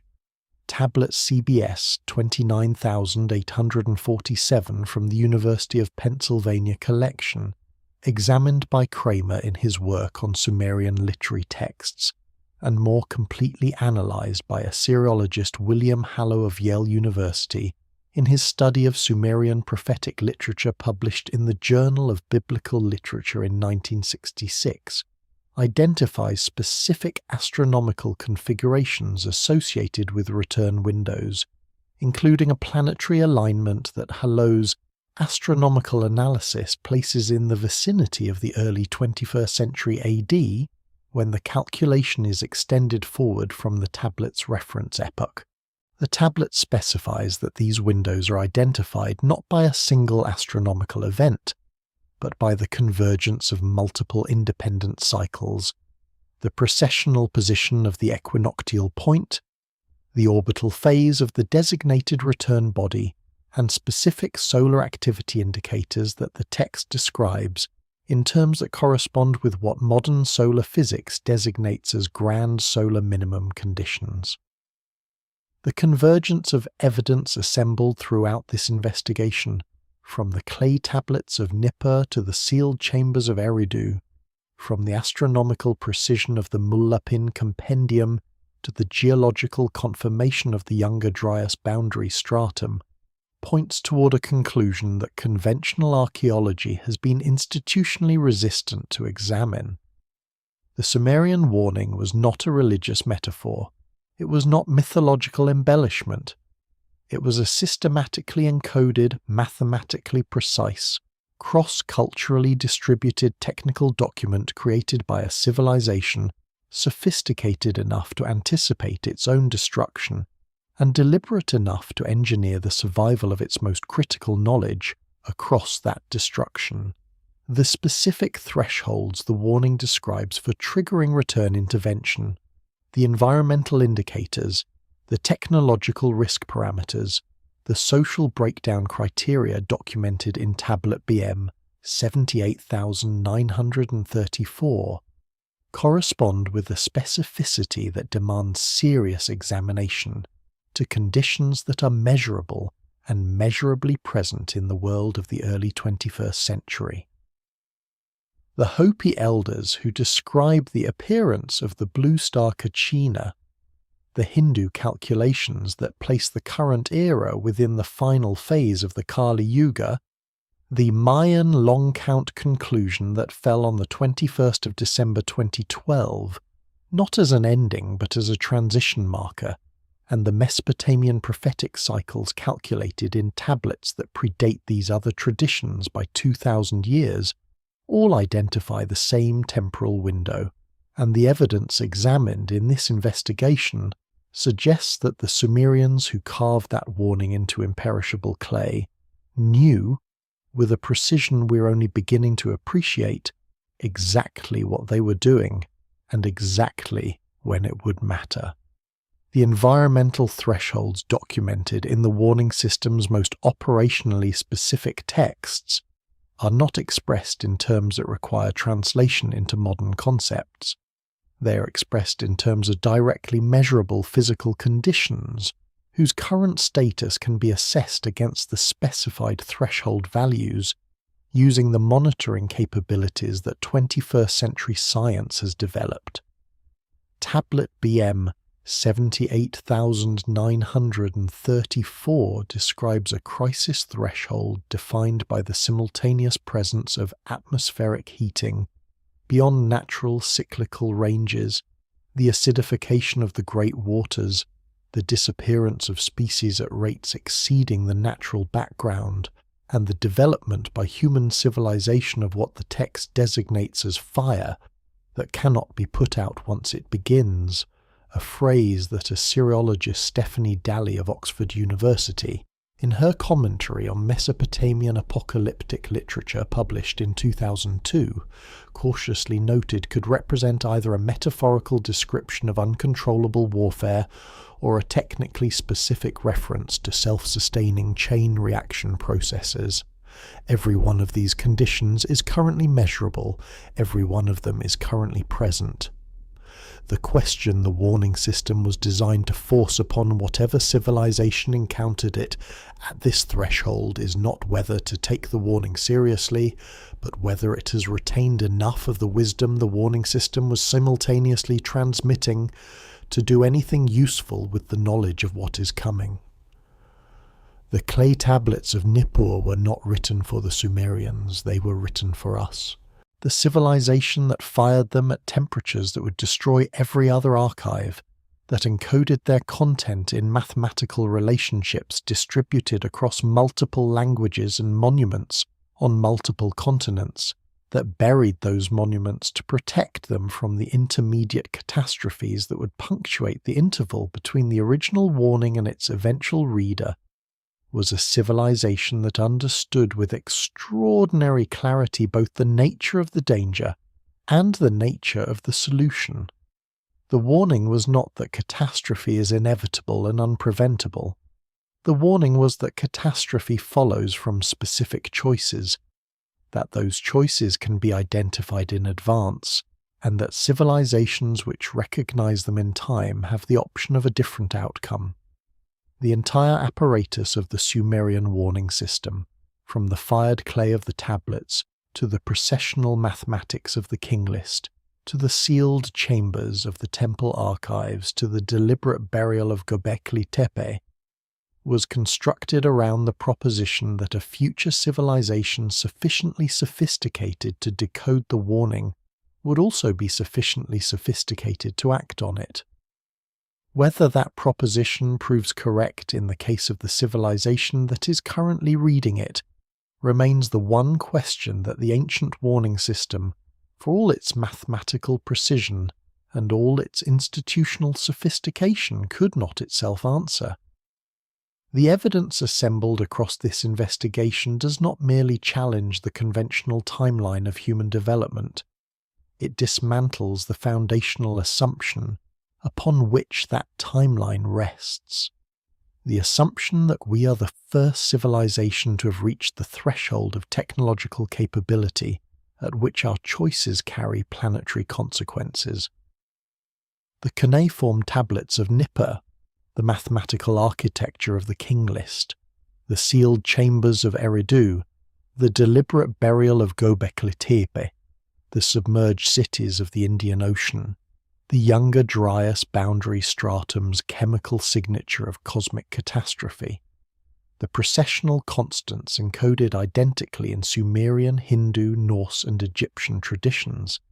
the Antikythera mechanism's Babylonian gear ratios, and the Enochic parallel to the Abgalu institutional record collectively constitute not a collection of anomalies, but a coherent system, a single warning apparatus distributed across every durable medium available to the civilization that created it, designed to survive the catastrophe it describes and reach the civilization that would need it most. What this system reveals about the structure of human history is not comforting, but it is clarifying. Civilizational development is not a linear progression from primitive origins toward an ever more sophisticated future. It is a cyclical process punctuated by catastrophic resets, driven by cosmic forces that operate on timescales longer than any single civilization's institutional memory, and navigable only by civilizations sophisticated enough to receive and act upon the warnings that previous cycles encoded into the geological, architectural, linguistic, and mathematical record before their own destruction. The mystery schools of Egypt, the Abgalu institutions of Mesopotamia, the initiatic traditions of Greece, and the hereditary priestly lineages of Babylon were not repositories of mystical speculation. They were the maintenance infrastructure of a warning system, preserving mathematical constants, astronomical observation records, and institutional protocols across the dark intervals between civilizational cycles, precisely so that the civilization that emerged from the next interval would have access to the knowledge it needed to avoid repeating the mistakes that destroyed its predecessor. The critical insight that the warning system encodes is not that catastrophe is inevitable. The mathematical precision with which it specifies return windows and crisis thresholds implies that the timing of intervention, both cosmic and human, is calculable and therefore actionable. A warning system designed with sufficient sophistication to remain valid across multiple precessional cycles is a warning system whose creators believed that the civilizations receiving it would have the capability to respond meaningfully to what it described. That belief, encoded in fired clay 12,000 years ago and distributed across 500 cultural traditions on 6 continents, represents the most significant communication in human history. The Sumerians carved it so it could never be erased. The question that now falls to us, the civilization standing at the convergence of every threshold their warning describes, is whether we are finally prepared to read it.